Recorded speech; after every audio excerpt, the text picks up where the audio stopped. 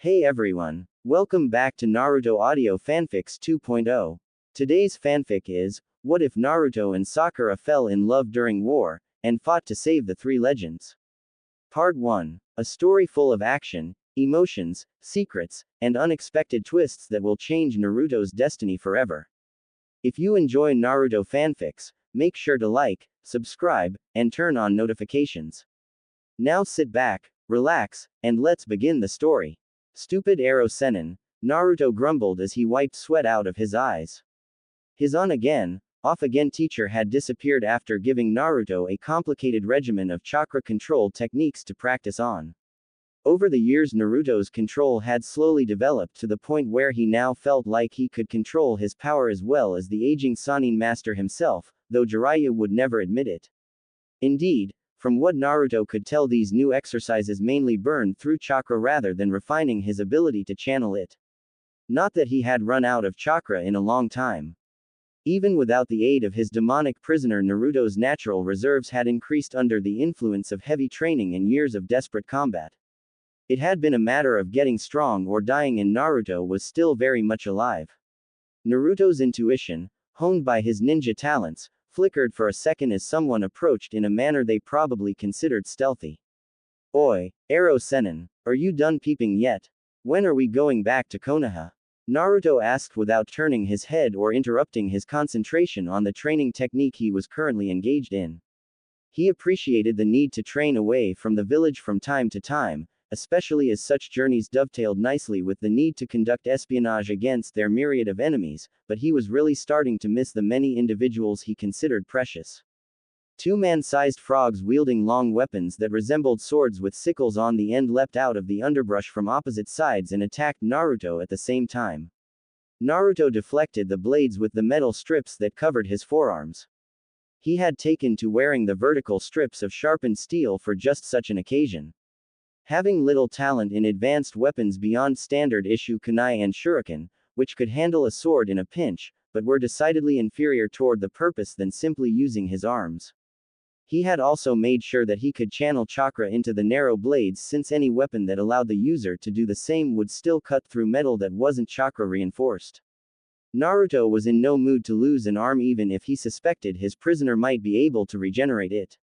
Hey, Arrow Sennin, if you wanted to spar you could have just asked, Naruto said cheerfully as he continued to dodge and parry blows. Jiraiya burst out of the thick forest growth only a few dozen paces away from him atop one of his characteristic frogs. This isn't a spar, Naruto, Jiraiya said coolly. His frog opened its mouth and unleashed a torrent of bullet-like attacks with its long tongue. The heavy metal balls embedded in the tongue ensured that a hit would be like getting punched with a superhumanly strong metal fist. You've learned everything you can from me. Now, my stupid apprentice, you will either pass my final test by defeating me or die trying. You'd really kill me? Naruto asked as he formed a seal and slammed an open palm under the defense of one of the melee frogs. He rolled through the puff of smoke that the defeated creature left behind and inhaled deeply, molding chakra all the while. Of course, Jiraiya roared as he too formed seals and inhaled, now die. Naruto pushed in on his chest and spat out a rapid series of sticky mud balls as he ran to the side toward the other melee frog. Jiraiya had expected them to come at him, but instead they plastered the hapless frog to the ground. Jiraiya, who had been tracking Naruto, wasn't quick enough to stop his attack of searing flame. The other frog disappeared in a burst of smoke just like the other one. The smoke hadn't even begun to disperse before more balls of muck rained down around Jiraiya and incapacitated his mount. Jiraiya bit his thumb to get some needed blood for a new summon. Kuchio's no jutsu, he yelled, his palm slamming down onto the ground. There was a massive burst of white smoke that parted to reveal Jiraiya atop the legendary Gamabunta, Lord of all frogs. No fair, Arrow Sennin, Naruto whined from his perch atop one of the surrounding forest's many trees. No matter how hard he tried, he was still having trouble coming at his longtime friend seriously.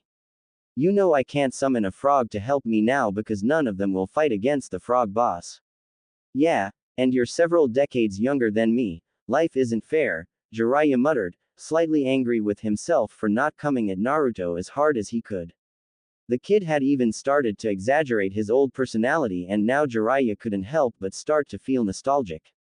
Besides, Jiraiya yelled, I gave you a chance to summon him in the beginning, didn't I? Jiraiya. Gamabunta rumbled irritably as he puffed on his pipe. Why did you bring me here just to spar with that loud kid? This isn't a spar, Bunta-sama, Jiraiya explained. Naruto is our target for elimination.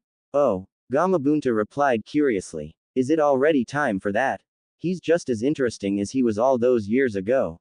Crap, Naruto thought to himself as he surveyed the scene in front of him.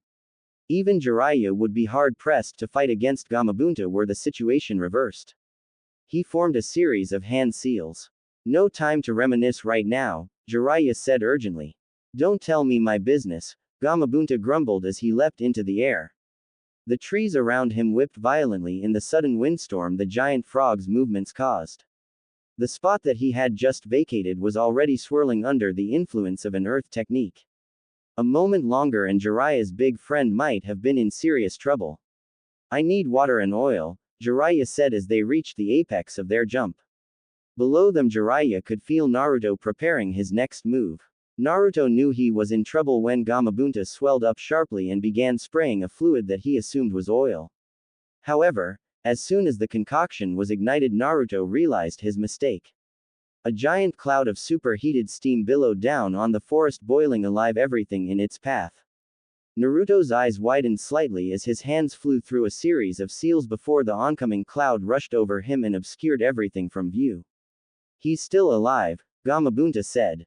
The ground shook from the force of his return to the earth. Of course he is, Jiraiya said, scandalized at the notion that any student of his could die so easily. Are you underestimating me? I'm not sure that's possible, Gamabunta replied sarcastically. There, tongue, Jiraiya commanded, pointing at a suspicious shape he could distinguish against the rest of the ruined landscape. There was a crash of rock being ground down to gravel by the power of Gamabunta's attack. Chakra seemed to erupt from everywhere around them. Bunta-sama, Jiraiya yelled. He kicked the frog boss's head in the direction he wanted to go. You must have a death wish, Jiraiya. Gamabunta said dangerously, but his ire vanished when he saw the sharp earthen spikes that had erupted from the ground all around the position he had vacated. If Jiraiya hadn't spurred him to motion when he did, Gamabunta would have been skewered from all sides by the technique. Gamabunta let out a painful sounding oomph as a fist of chakra-enhanced air slammed into his side unexpectedly. He leapt away, but another tendril of air, molded heavily with chakra, snagged one webbed hind leg and sent him sprawling. Jiraiya glanced around, but the air was still heavy with fog from his earlier attack. Enough, he declared. Jiraiya slammed his hands together and used his chakra to manifest a mighty gust of wind that blew the battlefield clear. You know why I didn't even try to summon Gamabunta? Naruto asked as his position was uncovered by Jiraiya's technique. In a situation like this, he's just a big target. Hey, take that back, Gamabunta was cut off in mid-complaint as the earth erupted around him in scaly stone-colored coils. Naruto's long snake-like earth dragon nearly wrapped itself around Gamabunta before he leapt away again. However, the danger posed by Naruto's technique didn't end there. The dragon opened its mouth and spat out large dagger-like shards of stone. Gamabunta tried to leap high into the air, but there were too many projectiles preventing him. He realized that if he were to jump, his movements would become too predictable and Naruto's attacks would be able to strike him. Unfortunately, staying close to the ground proved to have its own set of perils. The coils of Earth Dragon seemed to sprout out of the ground limitlessly as the chakra-created monster tried to wrap itself around the frog boss. Gotcha, Naruto said, his hands moving rapidly again. As the coils of the dragon settled down on the frog boss, he unleashed his earlier technique again. Jiraiya tried to save his summon and even managed to shatter the Earth Dragon, but it was already too late. Gamabunta grunted as several earthen spikes penetrated his thick hide. Jiraiya, Gamabunta said thickly, you'd better prepare yourself for the next time we meet, even if this was for a good cause. Jiraiya knew that Gamabunta would be angry with him while now inside as the injured frog disappeared in cloud of smoke. Still, he had accomplished his purpose of forcing Naruto to use up a great deal of chakra with 3 big-ticket ninjutsu moves. Still, he too had suffered from chakra loss. not only from the initial summoning of Gamabunta, but also from the substantial chakra it had taken to destroy Naruto's Earth Dragon during Jiraiya's failed attempt to keep his summon in the battle. Jiraiya's hair lengthened and hardened into a cocoon around his body as his ninja intuition saved him from a surprise attack from behind. Explosive tags attached to the kunai still sent Jiraiya flying though, even as his technique saved him from injury. He couldn't help it now. If he wanted this to work, he was absolutely going to have to get serious. Naruto glanced around, surprised that his tags hadn't managed to do more than they had against Jiraiya's defense. He knew how to use his hair in such a manner too, but he wasn't confident of his ability to repel a dozen of the most powerful explosive tags with just that technique alone. Now the perverted Sannin was nowhere in sight and Naruto was beginning to get apprehensive that some kind of innovative attack was being prepared for him. The earth shattered beneath his feet and Jiraiya sprung out of the ground in a mess of swirling white hair. The strands were razor sharp and even as quickly as Naruto responded he could still feel some warm wet liquid dripping down his face from a scalp injury. Jiraiya thrust forward with two chakra-charged fingers that would have plunged through Naruto's heart had he not twisted away at the last moment and thrown up a hasty defensive screen of taijutsu moves. No finesse, Jiraiya breathed as he redoubled his onslaught. No reprieve, but you'd better not make me regret teaching you, idiot apprentice. Naruto was shocked by the haunted look on Jiraiya's face as his mentor lashed out furiously at him. It was like he wasn't even talking to Naruto at all. It was almost as if he were repeating a conversation between two other people that he merely witnessed. What are you babbling about, Ero Sennin? Naruto asked. He put on his most innocent pout as he delivered a bone-cracking chakra-enhanced blow to his aged opponent's ribs. He thought about all the people back in Konoha who were counting on him. All the important people he had sworn to protect. All the injustices that only someone greater than the Hokages would even attempt to correct. I can't stop here. I don't understand your test, but I will surpass it. Naruto delivered another set of jabs to Jiraiya's midriff when suddenly a ripple in his perceptions caught him up short. Leaving himself vulnerable to attack, he spun to the right and thrust his fist into midair where it ran up against something solid. Before he could correct his stance though, the visible Jiraiya delivered a stout blow to Naruto's side and then melted into dark ooze. Genjutsu, Naruto wheezed as he leapt backwards to get clear of the immediate danger. He formed a seal and poured chakra into breaking the effects of the ongoing assault on his mind. Jiraiya watched Naruto warily as he circled him looking for a weakness. He wasn't the best genjutsu user of all time. His specialty was in resisting them, twisting them against their user, and recognizing when they were being used. Finally he decided that it was now or never. Even Naruto would quickly tear down any illusion that he might employ. Jiraiya's hands flew through a series of seals that ended with rock-hard earthen projectiles carving themselves out of the soil all around Naruto's location. With a final burst of energy, the chakra molded into the impromptu kunai propelled them into Naruto. In a flash he was impaled all over his body so that he resembled a strange blonde hedgehog. Jiraiya staggered and the ground beneath him cracked from the force of Naruto's retaliation. There was a puff of smoke and Jiraiya realized that he had been fooled. The Naruto that he had attacked had only been a shadow clone. Jiraiya's hair spread out to shield him from the attack and he molded chakra into a spin to create a counter-wind to repel the dense air Naruto was trying to crush him with. Freed from the grip of Naruto's technique, Jiraiya reacquired the brat's location and inhaled deeply, molding chakra into his breath for a series of air attacks of his own. Naruto flickered and reappeared back on the ground, also swelling up for an elemental attack. Jiraiya barely had time to spit fire to vaporize the incoming shots of water that Naruto was expelling toward him. Idiot apprentice, Jiraiya muttered to himself. At this rate I'll wear you down and you know it. Naruto struggled to catch his breath as he swallowed his last soldier pill. Like any medicine, the soldier pill had limits and Naruto had just reached them. Sure, they could replenish a portion of one's chakra, but if a person were to consume too many too rapidly then they would burn out their chakra coils. From this point on Naruto was restricted to how much he could generate on his own, and thanks to Jiraiya's training exercises from earlier he hadn't been anywhere near his full levels for the entire battle. Naruto saw Jiraiya flash through another series of seals and faltered at what to do. Rushing in could be incredibly dangerous at this point, but if he didn't do something to end the match in his favor, he was seriously going to die. Jiraiya had made it clear, for some reason known only to him, that the end of training with a Sannin appeared to be a life or death test. Naruto took a couple of hesitant steps forward and felt the ground slick over beneath his feet. Even enhanced traction provided by chakra couldn't prevail against the impossibly friction-free surface of ice that Jiraiya had produced. Immediately, a hail of deadly shards rained down on Naruto from all sides to take advantage of his temporary unsteadiness. Naruto concentrated his chakra, and two seals hidden beneath his clothes, one on each upper arm, flared up. Seemingly out of nowhere, a dense white-colored membranous shield of chakra materialized to form two elongated halves that, when combined, could form a protective cocoon around his body. The ice shattered against his shield, and before Jiraiya could react, Naruto was on the attack again. The shields now served as weapons, with each half of the curved lens-shaped objects gouging out great chunks of ground wherever they missed Jiraiya. Rasengan! Jiraiya shouted as he delivered two swirling maelstroms of chakra into Naruto's crossed shields. While calling out the attack wasn't necessary, Jiraiya knew that sometimes an auditory cue helped focus the mind, and as such made a difficult technique easier to pull off.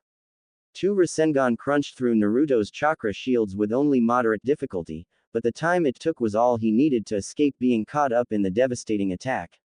Kuchio's no jutsu, Naruto yelled unexpectedly. Jiraiya cursed and leapt back, expecting to see a huge frog appear before him. Instead, what he saw could only be described as bizarre. Two frogs had attached itself to Naruto's back. One of the frog's head was sitting atop his like a grotesque hat, and the other was situated in the opposite direction with its head dangling off his backside like a flabby cape. Both frogs opened their mouths and unleashed their tongues, which wrapped tightly around Naruto's legs. Jiraiya didn't have time to wonder what Naruto was trying to do when the purpose of the strange technique was demonstrated. Using the powerful muscles of the frog's tongues, Naruto was able to propel himself to even greater speeds than normal. Jiraiya was suddenly on the receiving end of extremely powerful kicks from a Naruto moving so fast that he seemed to be in several places at once. "Got you!" Naruto crowed as he appeared directly behind Jiraiya. He raised his leg high in the air to deliver a decisive blow to the old Sannin's exposed back when two large ghastly-looking hands reached out of nowhere and punched him. The force of the blow sent Naruto rolling end over end until he crashed into an exposed slab of rock that was left over from an earlier earth technique. "It's been a long time since someone forced me to use demon hands," Jiraiya said, exhaustion beginning to creep into his voice. "Kuchio's no jutsu," Naruto yelled again as he regained his feet. Two more frogs appeared in a similar configuration to the first two, except that these were attached to the front of his body. Their tongues lashed out and wrapped themselves around Naruto's arms with the same effect as the first two. "Idiot apprentice," Jiraiya laughed as he flickered into position behind Naruto. "With those things clinging to you, how do you even expect to see your opponent?" "It's easy," Naruto replied. Jiraiya flinched as he looked into the eyes of the frog clinging to Naruto's back. Instead of a normal frog's eyes, these eyes were a deep color of blue. Quicker than he could react, both frogs loosed their hind legs from around Naruto's torso and kicked Jiraiya squarely in the chest. "You're not the only one who can ask the frogs for new techniques, you know. Unlike you, I asked some of the smaller ones too. You're too obsessed with the big frog bosses, Jiraiya." Jiraiya grinned and wiped off a trickle of blood that was coming from his mouth. "Well done, boy, but don't get he said. He moved his hands in a series of seals again. However, before he could get the technique off, Naruto let loose with an attack using one of his frog's tongues. With them wrapped around his arms, Jiraiya never expected for them to be able to elongate out enough to hit him, but hit him they did, and with a blow far beyond that of what he would expect from such a young frog. "Those frogs," he wheezed as he fell to one knee, "you're feeding them your chakra, aren't you?" "Exactly," Naruto said as he flicked away and appeared next to Jiraiya. Now the battle was trending in the opposite direction, with Naruto's frog-enhanced taijutsu dominating Jiraiya's waning technique. Naruto saw an opening and slipped a blow into his old master's side, but as soon as it hit, Jiraiya slipped in under his defenses and bashed one of his frogs to smoke. With symmetry destroyed, Naruto's body was sent spiraling away from the Toad Sannin and caused the rest of his frogs to be dispelled. Jiraiya smiled at having broken his student's offensive enhancements, but that smugness was short-lived when he saw a tag affixed to his side. He was barely able to channel enough chakra to survive the blast when his body was bowled over by the explosive seal Naruto had slipped onto him. He used the momentum of the explosion to dodge Naruto's flurry of kunai, but there wasn't much left he could do with the injuries he had endured. Jiraiya pushed himself into an upright position out of sheer willpower and channeled his remaining chakra into a swirling sphere just in time to counter Naruto's own finishing Rasengan. Naruto's technique overpowered Jiraiya's in the end, the force of it cracking the ground beneath him, but stopping short of killing him. "It's over, Arrow Sennin," Naruto said. He threw 2 shuriken and used his chakra to guide them so that they wrapped Jiraiya securely in strong metal wire that had been attached beforehand. "Now can you explain what this is all about?" Jiraiya groaned, but he was smiling. "Sure, but can you release me first? This is terribly uncomfortable, you know." "I don't know," Naruto said cheekily. "It might be a trick after that whole, win or die, speech you gave me earlier." "Sorry, that's the traditional speech," Jiraiya said. "I promise, no more tests from me, you pass." "All right," Naruto yelled happily. "Now please, hurry," Jiraiya said. "It's embarrassing. What if someone saw me, the legendary Toad Hermit, sitting here trussed up like this?" A moment later Jiraiya was standing back up thanks to what limited medical treatment Naruto was capable of in his own endurance. He pulled out a scroll and tossed it to Naruto. "What's this for?" Naruto asked suspiciously. Last time he had seen something like this it had ended up in him getting tossed off a cliff. "It's a contract scroll, of course," Jiraiya said. "But this scroll is something that only a couple of people get to see in the course of several generations usually." "I thought I could only have one contract," Naruto said. "It isn't a contract for summoning," Jiraiya explained. "This is a contract with Konoha that was created by the first Hokage. Now that you've beaten me you can safely sign it and accept your new title." "A title?" Naruto repeated, now quite confused. "Right. This contract is very dangerous, Naruto, since it measures if one is qualified to sign it. If you weren't then it would kill you," Jiraiya said. "That's what the test was for, to see if you had enough power to be worthy of the title." "And if I had have failed?" Naruto asked. "Then I would have had to kill you," Jiraiya admitted.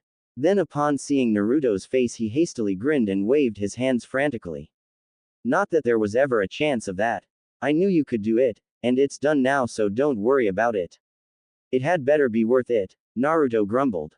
"Of course it is," Jiraiya said indignantly. "Unroll it and sign your name just like you did with the frog contract." Naruto did as he was instructed as Jiraiya explained what benefits would be bestowed upon him now. "You'll be able to leave the village as you see fit without being declared a missing nin, even the council and the Hokage can't command you directly, just ask for your cooperation." "I really like that one. Jiraiya," Naruto said softly as soon as he had finished affixing his signature. The aging Sannin was shocked to hear his former apprentice use his name for a chance. "Your signature is here too, so is Tsunoade Ba-chan's, and even Orochimaru's." "That's right Naruto-kun," Jiraiya said smugly. "Let me be the first to congratulate you, the 4th living holder of the title of legendary Sannin of Konoha." "Good morning Sakura-san," Shizune said cheerfully to the pink-haired young lady as she entered the Hokage's office early in the morning. Haruno Sakura smiled back and continued on her way to the small side office where she normally spent most of her day attending to her duties, whether they be training or assisting with Tsunade's medical programs. Before she disappeared through the door she glanced over at where Tsunade was standing, in front of the large widows overlooking the village. Her stomach twisted slightly, uncomfortable at the way her sensei had been acting for the last few days. It had all started late one afternoon when a frog had appeared bearing a large scroll, presumably from Jiraiya. Sakura had tried to get her to explain about what was going on, but beyond saying that everything was fine Tsunade hadn't elaborated further. She had also quickly hidden the scroll. Sakura didn't like unsolved puzzles, but no matter how she considered it she couldn't unravel what significance the scroll could possibly have. It was far too large to be a communication and it looked a bit like a contract scroll for a summoning. Unfortunately, she didn't see how that was possible either since it seemed unlikely that a summoning scroll would cause Tsunade so much disconcertment. Not that the undiscerning eye would have noticed it, but Sakura had spent a great deal of time with Tsunade over the years. Ever since she got that scroll, the Hokage's smile had seemed false and her posture tense whenever she was near her apprentice. With a sigh, Sakura shut the door behind her and started moving papers off of her small desk so that she would have some room to work with. Before she had even managed to sit down, the door burst open and Tsunade bustled in holding a small tray with tea and cakes. "I'm sorry I didn't notice you a minute ago, Sakura-san," Tsunade said cheerfully. "I brought you something to make up for it." Now Sakura's suspicions flared off the charts. Tsunade was routinely harsh, loud, and lazy. She had never, ever, played serving girl just to make up for a social slight before. Sending Shizune would have been believable, but coming personally was just out of the question. Then there was the fact that her mentor seemed to be in some kind of barely perceptible inner turmoil too. "How unexpected, Tsunade-sama," Sakura said hesitantly. "Thank you so much." "Well, don't just stand there, I can be nice too, you know," Tsunade replied loftily. Right, Sakura replied politely. She picked up the tea and turned herself away from Tsunade slightly. Her mentor had given her pop quizzes in the past, though never by trying to poison her directly, but it was possible that this was something like that. No sooner than Sakura had begun molding her chakra in an attempt to detect any tampering with the drink than she felt a sharp pain in her side. Her head wrenched around sharply to take in an unfathomable scene. The pain intensified, followed by the warm wet feeling of gushing blood, as Sakura looked at the knife Tsunade had plunged to the hilt in her side. "So careless," Tsunade said. "Sakura-chan, Tsunade-sama, what is this?" Shizune yelled from the door. Having heard the commotion, she had come running and now dumbfounded at what was going on. "Stay back, Shizune-chan, this doesn't concern you," Tsunade said coldly. "I won't let you get away with your plot, Sakura." "Wah." Sakura tried to speak, but before she could finish, one of Tsunade's chakra-charged blows sent her crashing through the wall of the Hokage Tower, propelling her all the way across the street where she crashed through the wall of another building. "Tsunade-sama, stop this madness," Shizune yelled as the older lady took a running jump through the hole Sakura's exit had made. Still, she could only stand rooted to the spot as the blonde rushed toward the damage caused by the pink-haired girl's landing. Sakura moaned as she tried to stand up and realized that her legs had been pinned down from some falling support beams that had once held up the structure her impact had just annihilated. Chakra rushed into her limbs as she kicked the debris off and stood unsteadily to her feet. To make matters worse, the fall had pushed the dagger, which was still lodged in her side, even deeper into her guts. With a squelching noise, she pulled the weapon free and then applied liberal amounts of healing chakra to repair the damage. For now she would just be satisfied with repairing the tissue damage and halting the bleeding, but as soon as possible she knew that she would have to treat herself for septic poisoning, among other infectious possibilities. Tsunade had known precisely where to stab her for the most injurious effects possible based on how they had been standing relative to each other at the time. There was a thunderous crash and the rubble around Sakura seemed to vaporize itself in a flash of brilliant heat. Sakura channeled chakra throughout her body to enable her to survive the intense pressure that the destructive wave caused as it carved out an enormous crater around her position. "Tsunade-sama, this is some kind of mistake," Sakura protested as her sensei plowed through the smoke that was choking off visibility almost entirely and proceeded to deliver a barrage of powerful blows. "Did you think you could get away with it?" Tsunade asked, oblivious to Sakura's protests. "I've known about your designs since the beginning, but I had hoped you could be useful to Konoha anyway." "Tsunade," Sakura pleaded as she slipped a punch through that sent the elderly blonde staggering back a few steps. "I don't know what you're talking about." "But now," Tsunade continued as if Sakura hadn't even spoken, "I see that my experiment has come to naught. As Hokage, I will now make sure that none of the medical secrets I pioneered will ever fall into Orochimaru's hands." "That's crazy," Sakura protested angrily. "I would never betray Konoha to that snake." "You're not fooling anyone," Tsunade retorted. "I know all about your past, remember? You already offered to betray Konoha before and now you're just waiting for an opportunity to defect for that Uchiha brat." "You're wrong," Sakura said tersely. "I want to save Sasuke, not defect to Orochimaru." Tsunade stomped down abruptly, causing the earth to shiver and her foot to disappear into the ground thigh deep. With a massive surge of chakra-enhanced muscles, Sakura found a giant chunk of earth being dug out of the ground and kicked toward her with one sweeping move of Tsunade's leg. She realized with a start that if they stayed where they were, the center of Konoha would swiftly be reduced to a wreck. "If you want to stop me so badly, then you'll have to catch me," Sakura yelled. She flickered away, appearing on top of a nearby building.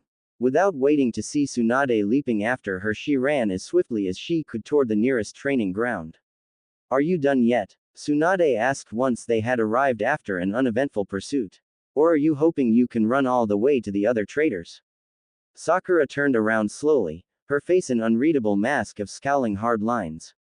She squelched ruthlessly the hurt feelings caused by her mentor's harsh words.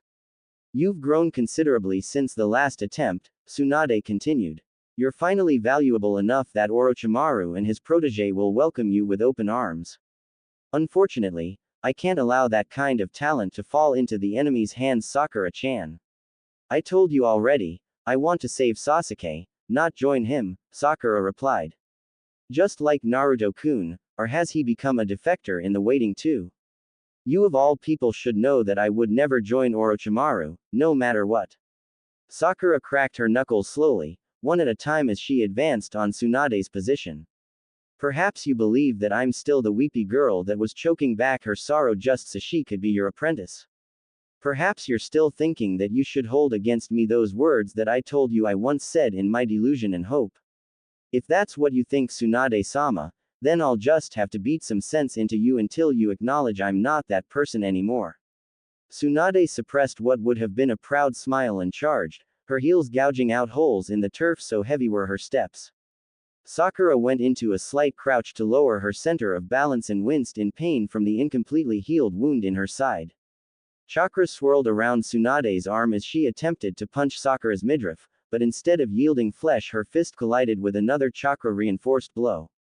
For a split second, master and apprentice were connected, fist squarely against fist, until the energies of their attacks sent them careening away from each other. Tsunade picked herself out of a shallow trench that she had created by skidding along the ground and noticed that Sakura was doing the same. Her hand dipped down to her right thigh for a quick healing technique to repair the muscles that Sakura had unexpectedly severed in the midst of Tsunade's last attack. Likewise, Sakura was healing the surgical cut that Tsunade had inflicted on her left arm. Without waiting for Sakura to finish, Tsunade slammed her hands down into the ground and pulled out a large chunk of rock, which she threw at the pink-haired girl. Sakura responded by punching her way through the projectile, but that proved to be a mistake as the ground beneath her ruptured on each side. Twin slabs of bedrock, under the combined influence of Tsunade's chakra and monstrous strength, slammed together, sandwiching the girl between them. The aging Hokage leapt high into the air, intending to bring down her leg with a decisive drop kick technique, when the stones obscuring Sakura split into dozens of tiny chunks and fell away. Tsunade noticed the straight edges of the gravel remaining from Sakura's escape and clapped her hands together in a difficult wind technique to escape her prior trajectory. It was well that she did so, for as soon as she touched down, Sakura set upon her with invisibly thin scalpel-like blades of chakra emanating from her fingers. From a pace of over 10 meters, the two women faced off with the ultimate weapons of supreme chakra control. Sparks erupted in midair as their claws met and scrapped over each other as both tried to skewer the other. Sakura moved her fingers rapidly up and down with her hand held horizontally at chest height.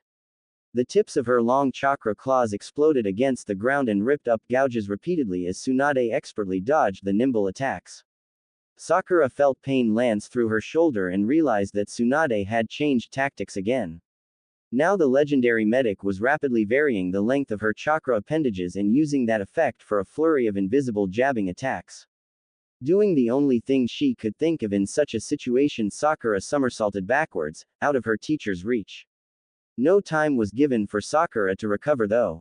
Tsunade shortened the reach of her chakra scalpels and charged at Sakura, waiting until the last instant to send all 10 razor-sharp edges rocketing toward her position at the same time. Sakura smirked and leapt straight into the air just as Tsunade's attack plowed into the ground, kicking up a lot of dust. Before the Hokage could retract her tendrils of chakra, Sakura landed on top of them and used chakra pooled in her feet to race back up along the tiny, but strong strands to deliver a devastating kick to Tsunade's head. Did that jar some sense back into you? Sakura asked smugly as she landed lightly on her feet. With an angry roar, Tsunade bounced back off the ground, chest heaving, and punched the ground rapidly. Each blow churned up thick clouds of dirt and caused the earth to quake enough that Sakura's balance wobbled. With unexpected speed, Tsunade emerged from the dust and started raining down hammer blows on the relatively tiny pink-haired girl. Fine, Sakura said to herself as she dug her feet in. If you want to go at this like a couple of drunken brawlers, then so be it.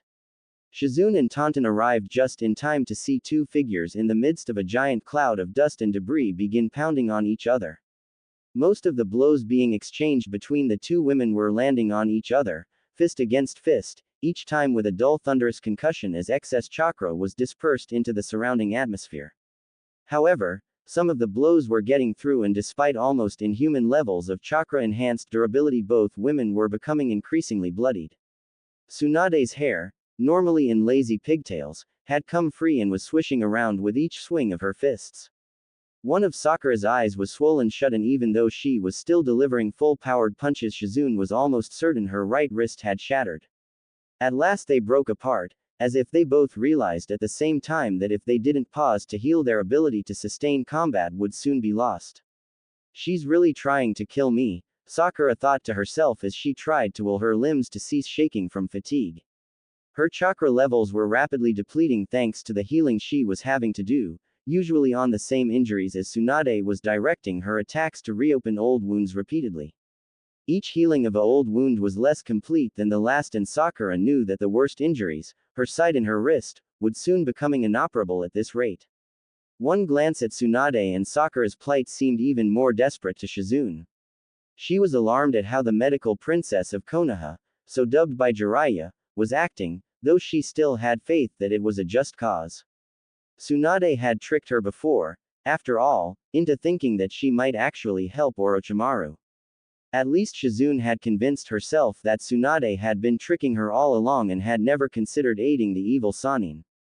Freshly healed again, Tsunade looked as formidable as ever. Her chakra reserves were still so high that it was impossible to tell how much power was left in her aging body. Sakura, on the other hand, had taken a stiff beating, not to mention having to overcome such a grievous wound being inflicted on her by surprise before the real battle had even started. The pink-haired girl had swallowed several pills to replenish chakra, blood, and boost her strength. With a deep breath of relief thanks to the warm soothing effects of her medicine, Sakura cleared her mind and concentrated on her next move. Tsunade was walking slowly toward her, hands flashing in rapid execution of seals as her trademark jacket billowed out behind her. Sakura tried to move, but found herself rooted in place. She channeled vast quantities of chakra into her muscles as she vainly struggled against some unseen force. The world around her went black and still except for the sound of running water all around her.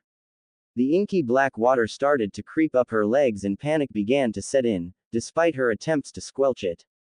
"It's no use, Sakura-chan," a familiar voice said from behind her. Sakura twisted around and came face to face with Naruto, but Naruto unlike any she wanted to imagine. His clothes were tattered and bloody, exposing great festering holes left over from attacks that had punctured through his torso. "Naruto-kun," Sakura said, shocked, even as her mind was yelling at her that this was only a genjutsu. A bloody hand reached out of Naruto's chest, its power jerking the tattered remains of his body in half before tossing him aside. Sasuke's face, covered in a demented expression, stared at her from point-blank range. "Why so sad, Sakura-chan?"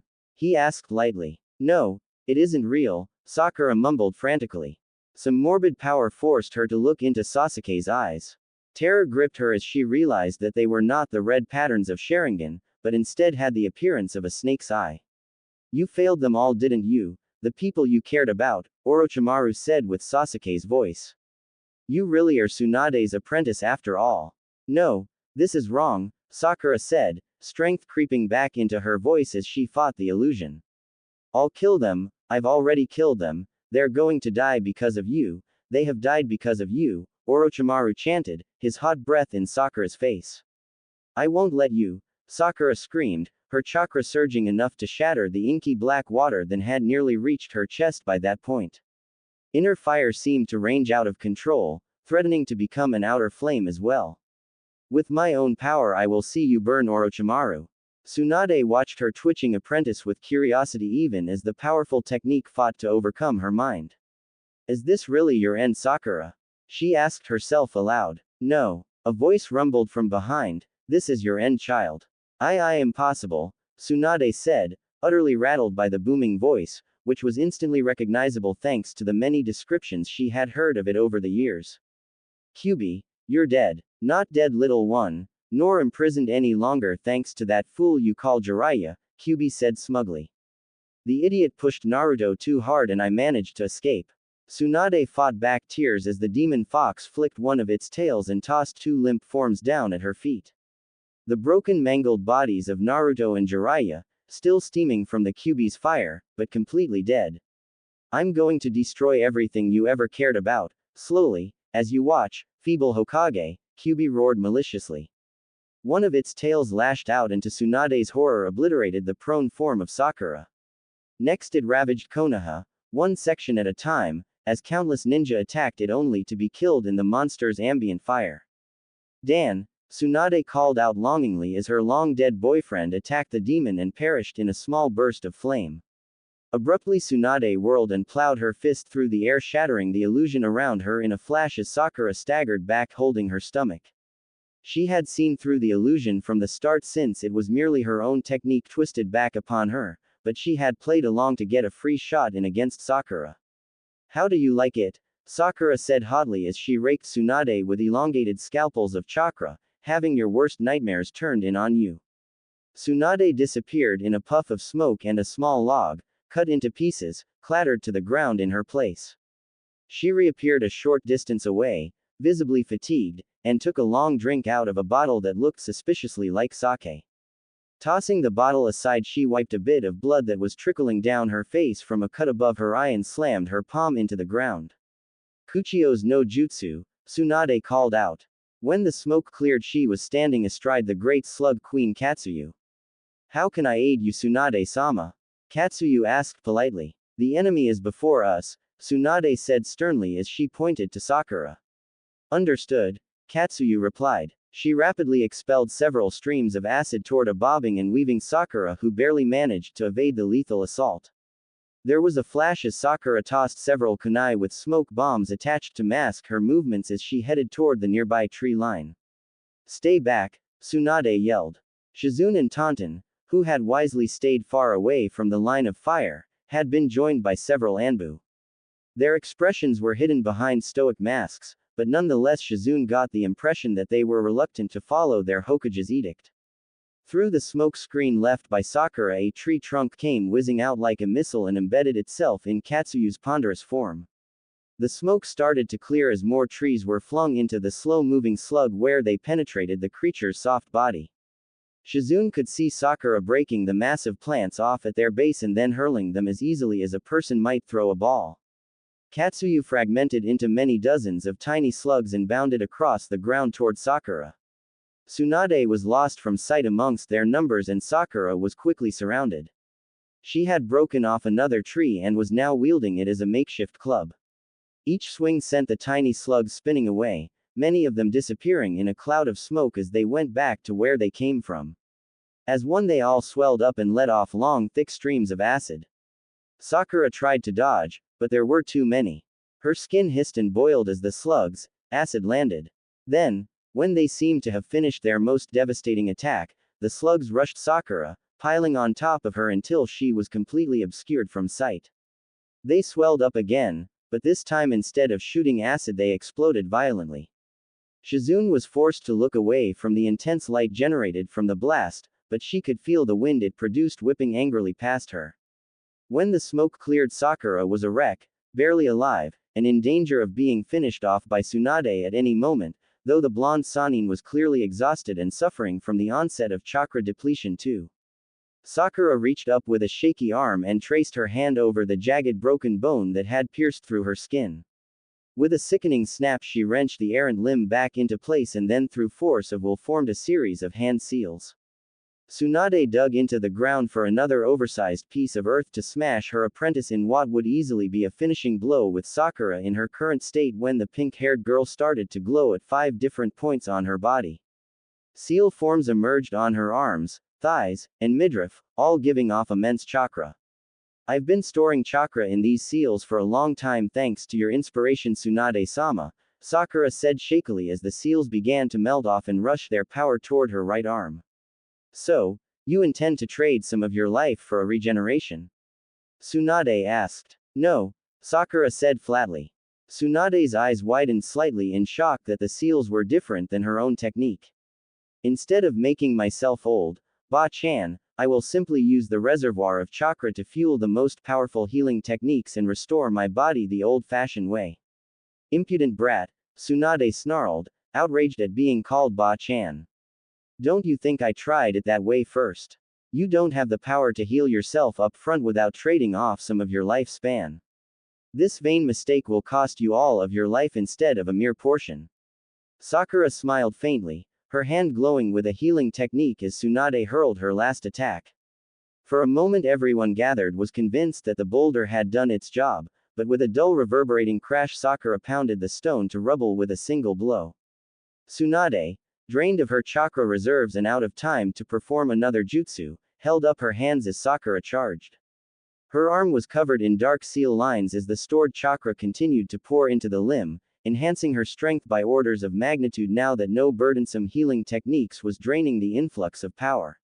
Am I dead? Tsunade though as she opened her eyes again, not even realizing that she had closed them.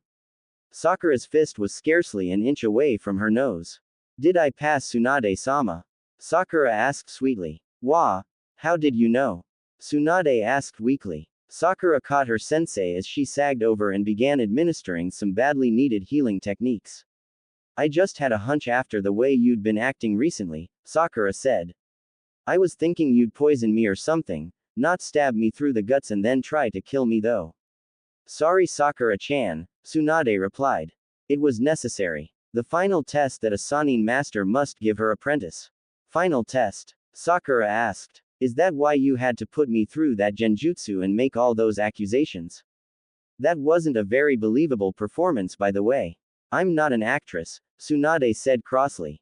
But to answer your question, yes. Each master has to test their apprentice in their own way. I felt that some probing of your emotional state was in order. I understand, Sakura said quietly, lost in thought as the visions came back to her. Tsunade brushed off Sakura's hands and indicated that she was well enough to move on her own again. She wiped off a bit of blood from her clothes and slammed her palm into the ground. Kuchio's no jutsu. A small slug appeared and unrolled its body so that Tsunade could retrieve the scroll that she had seen the frog deliver several days previously. Tsunade carefully unrolled the scroll and sat it in front of Sakura. Hokage-sama, are you all right? An Anbu member asked suddenly. Yes, stay quiet will you? Tsunade replied in an annoyed tone. Shizune had rushed up too, tauntaun in hand, but also remained quiet when she heard the admonishment directed toward the Anbu. What is this? Sakura asked. Why is Naruto-kun's signature here? It's a contract scroll Sakura, Tsunade explained. Only one recognized as a Sannin may sign it safely. Look closer, you can see my name, and Jiraiya's. And Orochimaru's, Sakura thought to herself. Wait a minute, she blurted out. Naruto-kun is a Sannin now. Apparently so, Tsunade said, ignoring the discontent radiating from several of the Anbu. So are you, just as soon as you finish signing. But how? Sakura asked. Sannin, by definition, can only be 3, right? Not exactly, Tsunade said, sighing slightly. 3 is the limit actually, but only per generation. However, there don't have to be 3. In fact, since the founding of Konoha there have only been 2 groups of 3 Sannin from the same generation at any one time. Originally, the Sannin were intended to be an elite group of ninja below the Hokage who would act like support pillars for Konoha's government. Those 3 warriors would stand ready to fill the spot of Hokage should something unexpected happen. Unfortunately, finding enough ninja with the required power was more difficult than Konoha's founders had imagined. So the title has become more than just a numerical description then, Sakura said. Without hesitation, she bit her finger and signed her name to the scroll. I'm proud of you, Sakura-sama, Tsunade said warmly. Fifth living holder of the title of legendary Sannin of Konoha. In the months following the rise of two new Sannin in the hidden village of Konoha, the balance of power amongst the five great cage powers tilted once again in favor of the Leaf Shinobi. Konoha had seriously gone on the attack for the first time since the formation of the village, and as a result had gained territory from the land of waterfall and grass. The village hidden in the rocks had backed down from its escalation of border wars as it attempted to bring itself more into contact with the land of wind and its weakened village hidden in the sand. The enemy of Konoha, the fallen Sannin Orochimaru, continued to draw men and material from sound and from mercenary allies drawn from the shinobi in waterfall and grass. While no proof was available, numerous uprisings in the foreign lands taken into the custody of the Leaf were believed to be the work of the evil Sannin and his cohorts. It was during these revolts and the lawlessness that they generated that the new Sannin team of Konoha created their legend, as they enforced the Hokage's will by defeating forces that would have normally required an entire army of shinobi to contain. Seemingly overnight, the perceptions of vulnerability that had been created in the eyes of the other cage powers as a result of the sand sound invasion of Konoha almost completely evaporated. All opposing shinobi saw was the devastating power that the Leaf wielded against them, though there were many who still licked their wounds in anticipation of another conflict between the Sannin. The terror was especially acute whenever the presence of the rumored demon container was inflicted upon one of Konoha's enemies. However, the fear that the Leaf symbol garnered was edged with the knowledge that a disproportionate amount of Konoha's power remained dependent on a mere 4 individuals, 2 of which were advancing in age. It was from that position of possibly fleeting strength that the fifth Hokage had attempted to reshape the world in Konoha's favor and stretch the influence of the Leaf into the distant future. The extent of her success would only be told with time, and all too likely would be counted in bodies. I hope you're happy, Naruto, Jiraiya said with an annoyed tone of voice as they made their way slowly down the broad dirt road that lead to Konoha. I'm going to get pounded by Tsunade Hime thanks to your hobby making us late. Are you still whining about that arrow Sennin? Naruto replied petulantly. You know, not everyone has income from their own line of perverted books. Some of us have to make a living by working for it. If you call collecting bounties on small fry like that working, Jiraiya replied, referring to the missing nin that Naruto had turned over to the rock. Are you talking again, Jiraiya? Sakura asked. Naruto noticed his old teacher's face pale ever so slightly. The sound of her knuckles cracking ominously filled the air. Do I need to remind you that we're late because you decided to do some research at the last 2 villages? Ah, no, Jiraiya said, rubbing a sore spot on his head. I remember the last time you told me. Naruto grinned triumphantly as the frog hermit slunk back to the end of their 3-person line, grumbling about how Sakura was only taking his side because he'd split the bounty with her. One of the downside of being a Sannin was that most of their activities didn't bring them a steady salary like their jobs as regular ninja had. Ah, it feels good to be back again, Naruto said as they saw the top of Konoha's high wall finally peeking above the treetops. Sakura shook her head slightly, still amazed even after all this time that Naruto loved the village so much after all the abuse it had repaid him with over the years. They passed through the main gates without so much as a challenge from the 2 ninja on guard and proceeded to walk directly through the village toward the Hokage's office building. Sakura smiled warmly as she saw many villagers waving and shouting greetings at herself, Jiraiya, and Naruto. Even some of the older villagers, the ones who used to hate him, had come to respect and admire Naruto. Their change of heart had come not only because of his rising to the title of Sannin, but because Naruto had been the tip of Konoha's new spear of military power. Even the people who had always thought of him as the 9-tailed demon had to admit that he had saved many lives in putting down brewing wars before they began by using his abilities to crush the will of Konoha's enemies to fight. Come on, Naruto said energetically, let's go straight on up. Naruto-kun, Sakura called out ineffectively as she watched him go running up the side of the Hokage's headquarters yelling out, Ba-chan, repeatedly. He still has no manners, Jiraiya said as he jumped after him. You should talk, Sakura muttered, following the legendary pervert up the wall. They arrived in Tsunade's office just in time to see two of their ambassadors and a council member on their way out. Surprisingly, Tsunade had caught Naruto up in a large friendly hug instead of bashing him through a wall for calling her old such as she typically did. So, was the mission a success? Tsunade asked once they were all settled down and seated in plush armchairs in front of her desk. Well, we didn't have to fight at the second village, Naruto said. He was sitting lazily, but a trained ninja eye would have recognized that he hadn't really let his guard down. As soon as we appeared, the rebels laid down their arms, Jiraiya said. I think they were expecting assistance from the rock. Well, we won't have to worry about that anymore, Tsunade said. At least for the short term, I hope. The ambassadors were just telling me of their meeting with the rock's representatives. They've signed a renewed treaty of friendship and non-aggression. It isn't as airtight as our alliance with the sand, but it should prevent the rock from attempting anything if our attention needs to be directed elsewhere. It's almost like we were young again, Jiraiya. Yeah, Jiraiya agreed, though his voice didn't sound very enthusiastic.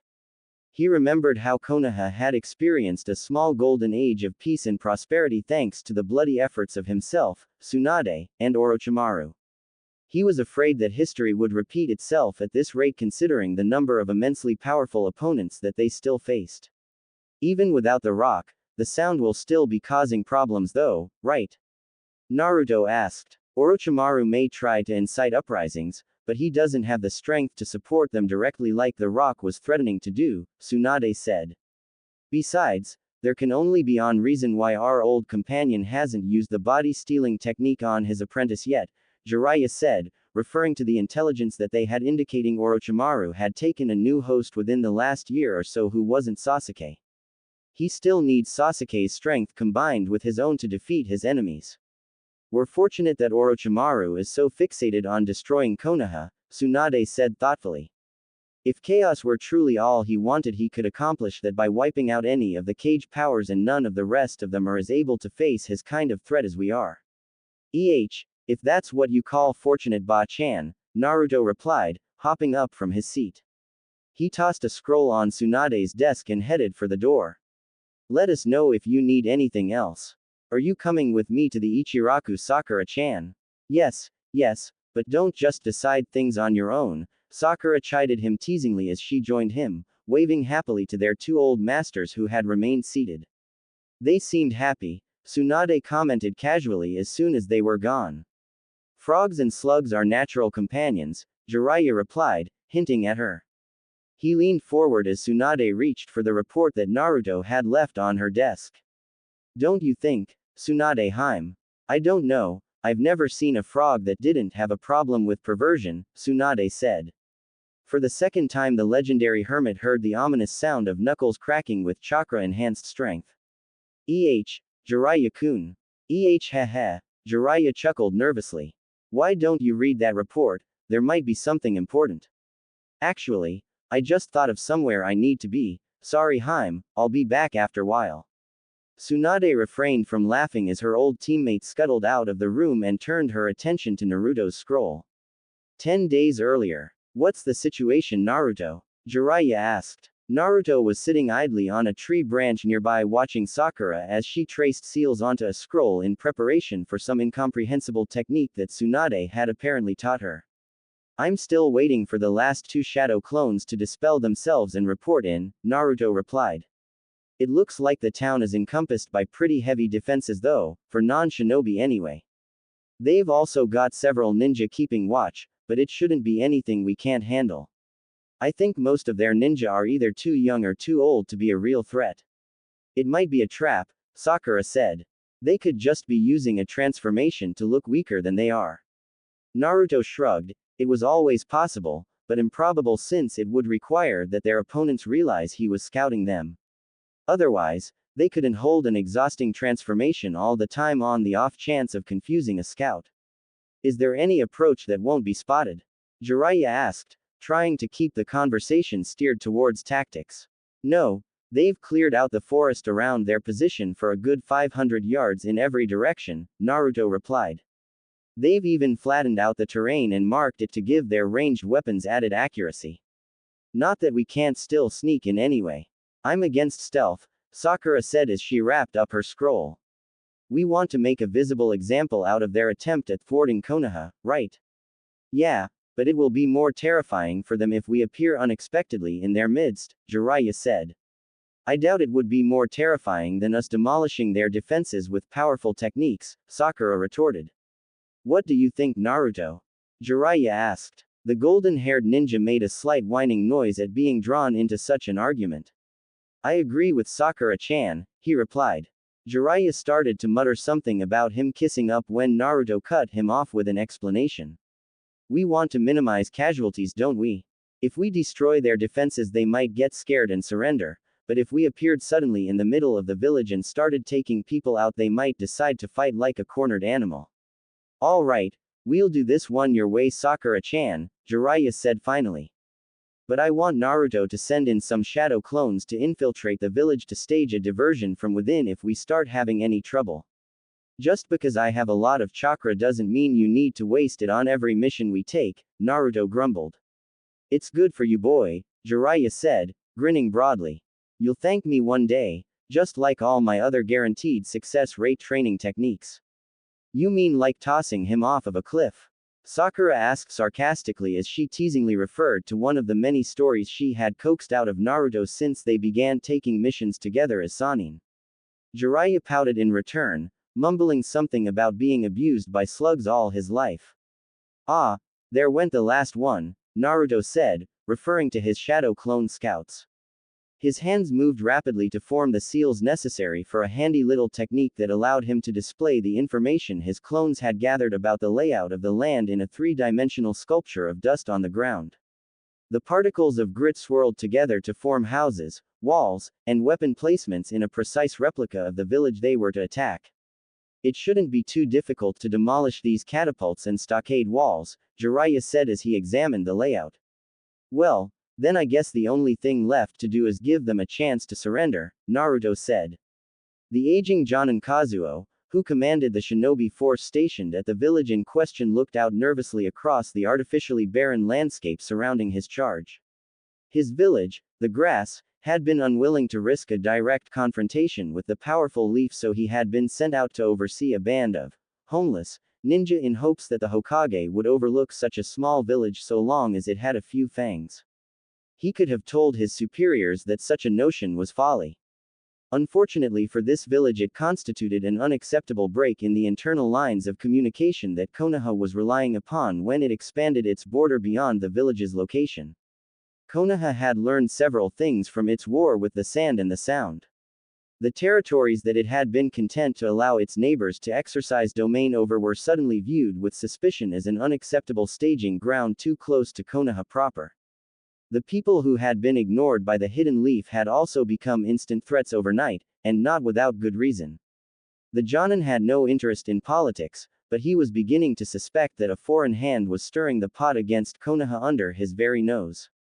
To the best of his knowledge, the Hokage had always extended the hand of friendship to the border states, but now peasants who lived near that border rallied with torches and pitchforks at the mere mention of a Leaf shinobi. Sir, we've got 3 individuals approaching from the south, one of his chunin, a youth named Yuki, called out in warning. Their headbands have the leaf symbol on them, a Jonin named Taro added. Kazuo shook his head at how out of touch Taro was for a man who claimed to be a Jonin. Of course, to be fair, Taro had been retired from active duty until just a little under a month ago. Still, the fame of the 3 individuals approaching their humble village was great enough that he should have recognized them. There were few shinobi in this part of the world, at least those who collected information about opponents they should try to avoid conflict with, who didn't know the Sannin of Konoha on sight. Sir, those 3, they're Konoha's enforcers. Yuki exclaimed nervously as they finally came in close enough for him to recognize them too. Don't call them that, Kazuo replied tersely. Even if they are our opponents, they are great ninja more worthy of respect than to be called mere enforcers.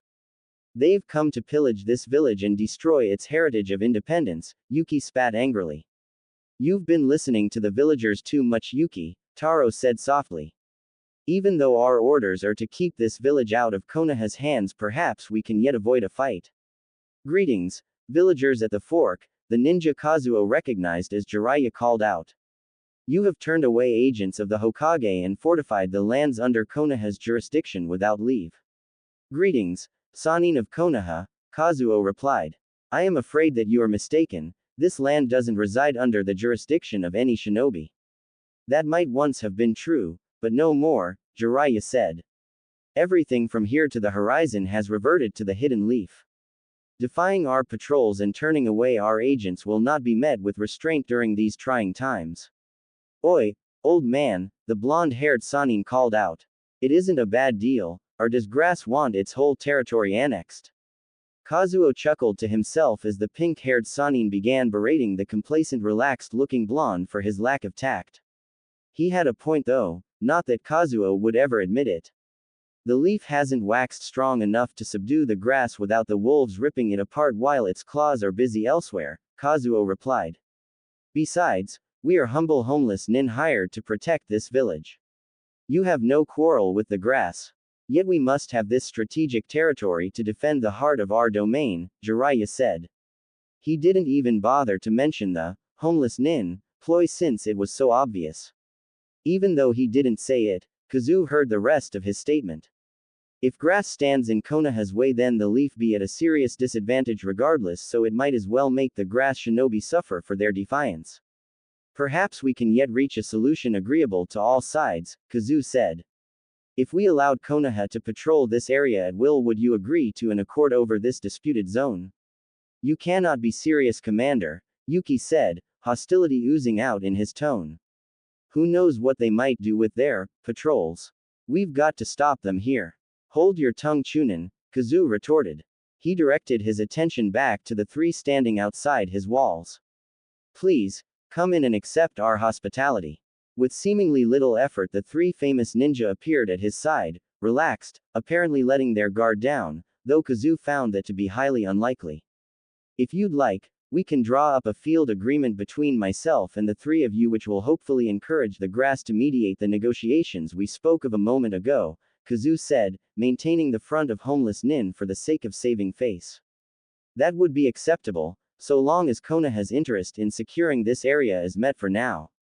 Jiraiya said. Kazu smiled inwardly as he turned to order one of his subordinates to get a blank scroll. Konoha had a reputation as one of the gentlest shinobi nations, so much so that it sometimes made their enemies forget that beneath that lay a core of iron. He for one remembered the first Sannin and the third, not to mention the fourth, and as such had no desire to fight these people. Double Snake Destroyer, Yuki called out as he appeared unexpectedly. You dogs shouldn't have let your guard down. Kazu whirled around, shocked at the sight of three large deadly snakes bursting through the chest of each Sannin. Even more shocking than the sight of their gory deaths was the technique his Chunin follower had used. There was a pop and a cloud of smoke as the three shadow clones disappeared.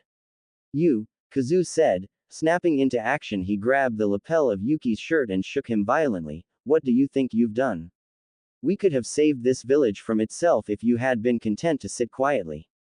There was thunderous crash from the opposite end of the village, and the time for recriminations had ended as quickly as it begun.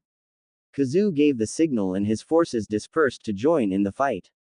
I thought we were going to get out of this without a battle there for a second, Naruto said as his clones were impaled. Let's do this thing then, Sakura said, her chakra flaring up. All right, but watch out for this one Chunin, Naruto said, describing the shinobi who had destroyed his clones. He was using techniques I've only ever seen from Orochimaru and his students. Maybe we'll finally get a link to the sound, Jiraiya said. He followed Naruto and Sakura as they began to approach the fortifications of the village. A few arrows were being fired along with an occasional shot from the catapults which were stationed at regular intervals. The defenses were mostly geared toward repelling a regular army, though instead of ninja. Naruto's hands quickly moved through a set of seals as he completed an earth technique that called up large spherical boulders from the ground. Sakura picked the large stones out of the bed of chakra they were floating on and tossed them with stunning accuracy toward the catapults. After impact, the boulders fell apart into loose soil as the chakra molded into them dissipated. Within a few seconds, the two of them had demolished almost all of the village's large weapons and knocked several gaping holes in the stockade wall.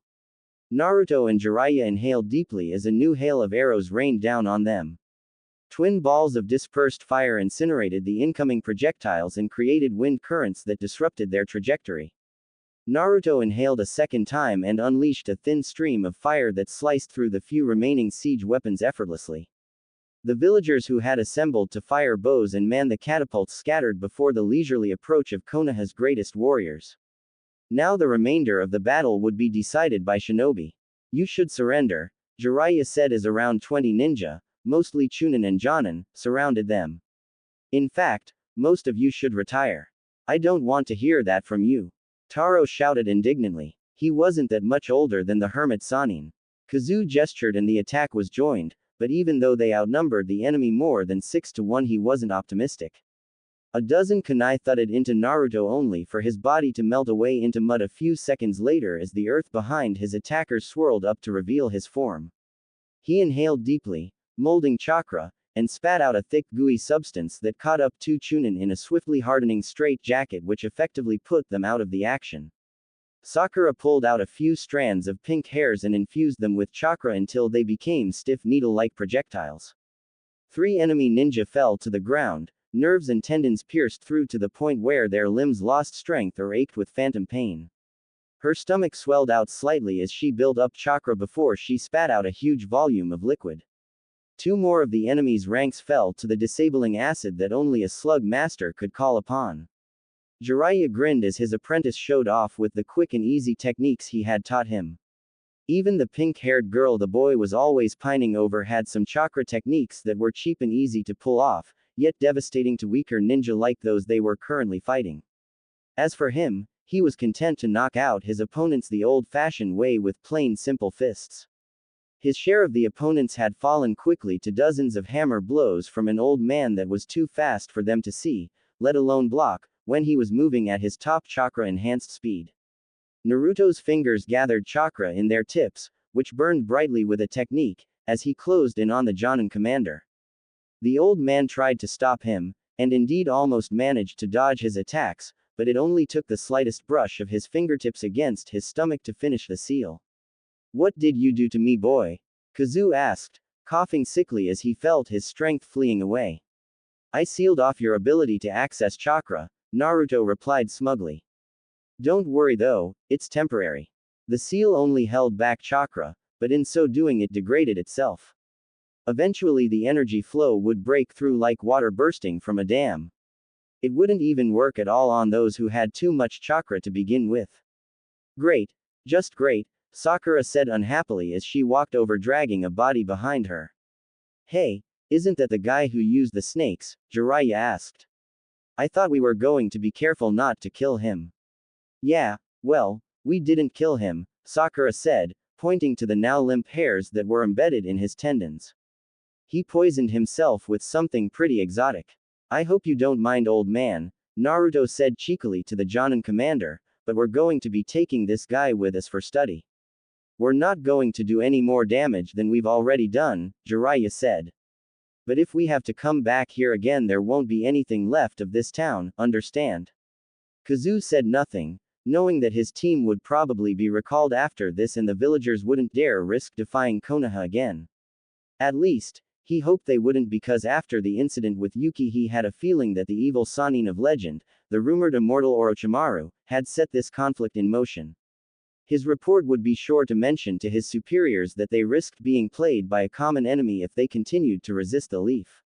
Present time. Tsunade put down the scroll, finding Naruto's insights and interrogation of the prisoners most illuminating. There was even a little map on the last few inches of scroll indicating the villages they had sacked, what they had done there, and when the action had occurred. She leaned back and reached for her sake. Oi, old man, we're starving, Naruto said happily as he took his seat next to Sakura at the Ichiraku ramen stand. He was in a particularly good mood as a result of all the well wishes and congratulations on another mission well done from the villagers as he walked down the street. Naruto-sama, my favorite customer, Tsuki replied, grinning. It had been quite a long time since he'd seen either of them. And of course you too, Sakura-sama. It's nice to see you again too, Tsuki-san, Sakura replied politely. She was in less of a good mood than Naruto. Though she was overjoyed that he had finally gained a measure of respect and status in the eyes of the villagers, she didn't appreciate some of the attention he garnered these days. So how long are you back for this time? Ayame asked as she placed bowls in front of them. As long as we want to, Naruto said cheekily. We'll probably have to leave on another mission in a week or two, Sakura said. But who knows, if these rebellions stop we might not need to. I never thought I'd see the day when Konoha had to be putting down revolts inside its own territory, Tsuki said solemnly. I guess it's just human nature. No matter how benevolent the Hokages have been for all these years, everyone is still eager to hate us for our prosperity and influence. There will be time to repair our relations with the other nations once Orochimaru is defeated, Naruto said simply. Tsuki just nodded, and from there the conversation steered away from business to more jovial topics. Tsuki told them about how several students in the academy liked to visit his stand to hear stories about what the Toad Master Sannin was like back when he ate his every meal at the humble little stand. Come on, Naruto said, once they were finished eating, let's go watch the night fall. Sure, Sakura said warmly.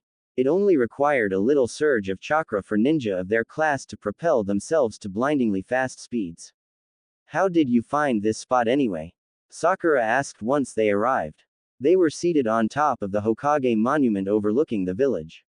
I was pulling a prank one time and hid up here all night, Naruto replied sheepishly. We've come a long way since then, Sakura said thoughtfully. I'm finally close to becoming Hokage, Naruto said, his hand going to the necklace Tsunade had given him on a bet once. Sakura smiled. She had already known this from the moment that she found out he had become a Sannin. Whenever possible, Sannin were typically given first choice on the position, and she knew that she didn't want the job. It's funny really, Sakura said. I had no ambition to be a Sannin or any such thing, but at some point your dream sort of became mine too. You want to be Hokage too? Naruto asked, startled. No, silly, Sakura said teasingly as she looked away from Naruto into the evening sky. I want to protect this village and the people who live in it, especially my important people, even if they can usually protect themselves. I know, Naruto replied, and then changed the subject again. I forgot how nice it is up here. I could stay all night. Me too, Sakura agreed. They didn't have to be anywhere they didn't want to be, just another perk of being ranked with the title of Sannin. Haruno Sakura found herself feeling particularly young, invigorated, and happy as she walked down the streets of Konoha unencumbered by any responsibility for the day. Except for ghastly visions of green jumpsuits, she might even have compared her attitude to something approaching the endless energy-filled moods Lee or his youthful master guy typically exhibited. Her goal on this morning was the small building that housed the flower business run by her longtime friend Ino. The Yamanaka flower shop seemed locked in a state of suspension in many ways, since it neither grew nor shrank noticeably as a business enterprise. From what Sakura could tell, it was completely unchanged except that the size of its main attendant had gone from chibi to adult. Why hello Sakura-sama, Ino said teasingly when Sakura entered the shop. What brings you down here? Do I really need a reason to come see my best friend Ino-chan? Sakura asked brightly. Of course not, especially if you bring some gossip, Ino replied. Shouldn't I be asking you for gossip? Sakura said. I've been out in the field almost constantly, you know. Konoha has been peaceful and quiet, Ino said exasperatedly. In other words, it's been boring. I want to hear about all those rumors that trickle in from outside the walls from someone with an unlimited security clearance. Special Junin Yamanaka doesn't know something? Sakura teased. Ino's specialty was, of course, espionage, though most of the time she was utilized for her formidable mental techniques in combat. Don't make me look around that dusty head of yours, Ino replied, grinning. It's taken me this long to get over the Chunin exams. I'm afraid that it's a lot less interesting up here than you might think, Sakura said, tapping her forehead with a single finger. We haven't had a truly challenging mission in quite a while. Ino crinkled up her nose at that. She had developed a greater interest in all things shinobi since achieving Junin status. Possibly as a side effect to her information gathering techniques, Ino had become eager to hear the details of ninja missions in general and of her friend's exploits as a Sannin in particular. Fine, don't tell me anything, Ino said, giving a mock pout. I guess I could close up the shop for a while so that we could go shopping, for old time's sake. Still the same Ino, Sakura said, laughing. Still the same Sakura, Ino echoed a few minutes later. They had stopped in a small clothing boutique that the pair had often frequented as young girls. What are you talking about? Sakura asked indignantly. This would be very flattering. You may have gotten a slight edge on me in ninjutsu, but I'm afraid you're hopelessly behind when it comes to being a woman, Ino replied cheekily. She snatched the casual dress from Sakura's hands and switched it with another smaller garment. I can't wear that, Sakura said.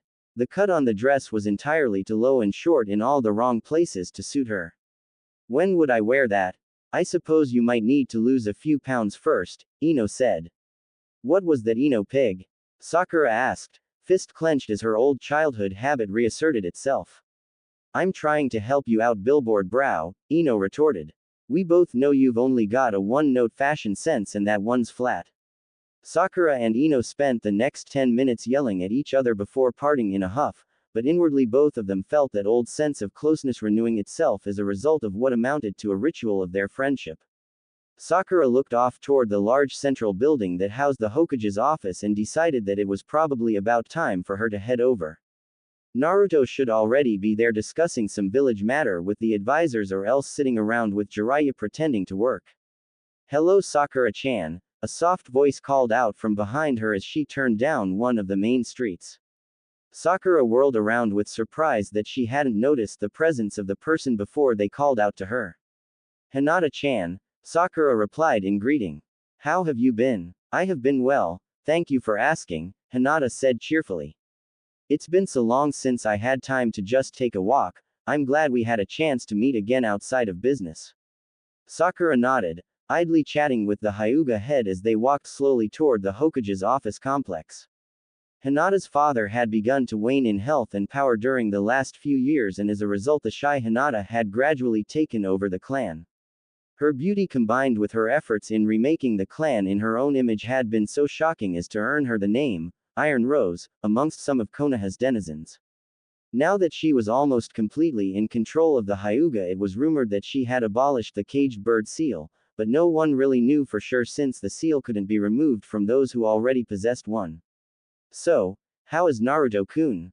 Hinata asked. Sakura's mind was abruptly dislodged from her mental assessment of Hinata's accomplishments by that question.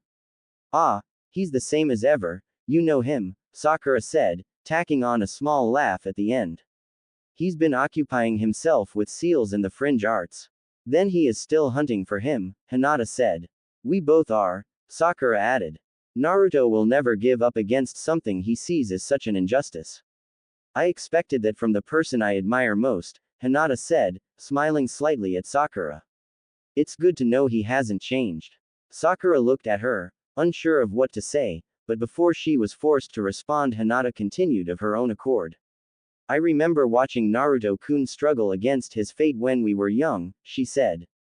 I thought maybe if he didn't give up that I shouldn't either, you know. I promised myself that I would undo my great injustice like he works to undo his. Sakura stole a quick glance at the lavender-haired young woman walking along beside her and felt a great deal of respect for her mixed with a little envy. Hinata had grown into the one of the most beautiful kunoichi in Konoha, and her deadliness in combat was surprising considering her weak beginnings, though in terms of sheer power Sakura exceeded her handedly. Of course, Sakura's power was almost manly in its style that emphasized brute force, while Hinata's gentle fist techniques were something of art. Sakura quickly crossed her arms over her chest and banished such pointless thoughts. I'm sorry Sakura-chan, I rambled on for a while there, Hinata said, some of her old shyness emerging slightly. Don't worry about it Hinata-chan, Sakura said brightly. I know Naruto-kun has had an impact on many people's lives, that's why I. Oi! Sakura-ne-chan, someone shouted. For the second time Sakura found herself surprised that she had failed to notice someone's presence. Konohamaru-kun, Sakura said. The grandson of the third had become a rather close acquaintance with her via his connections to Naruto. Moegi and Udon ran up close behind their leader.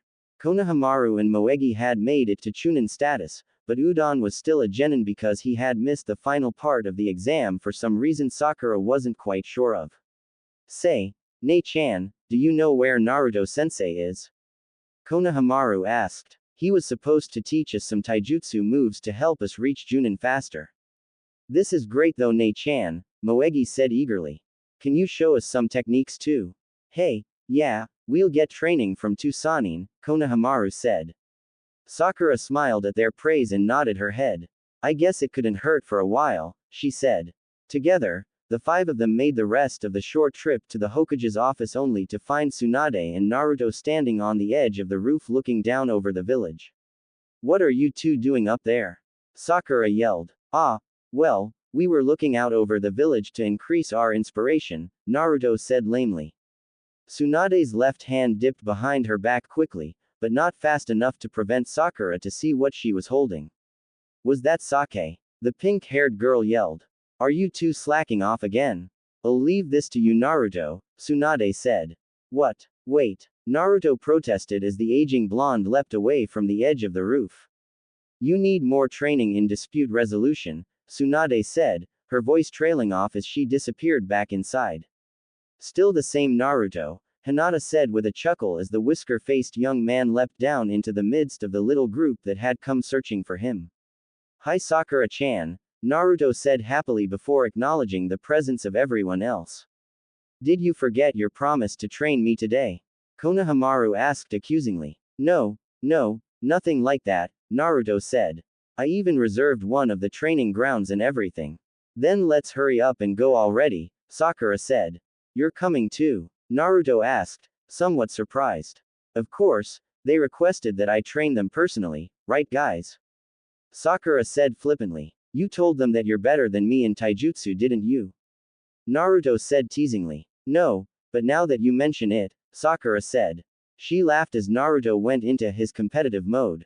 Actually, Hinata interrupted before Naruto could reply, I wonder which of you is stronger as a ninja. You're both Sannin, right? Of course it's leader-sensei, Konohamaru said indignantly. There was no way anyone could defeat Naruto in his eyes. Nei-chan is probably stronger, Moegi replied as if it were a matter of fact. Even though Naruto-kun has more chakra and techniques, Nei-chan's medical skills can disable them easily. Just because you can use that stuff against me and Udon doesn't mean that Naruto-sensei would be beaten like that, right boss?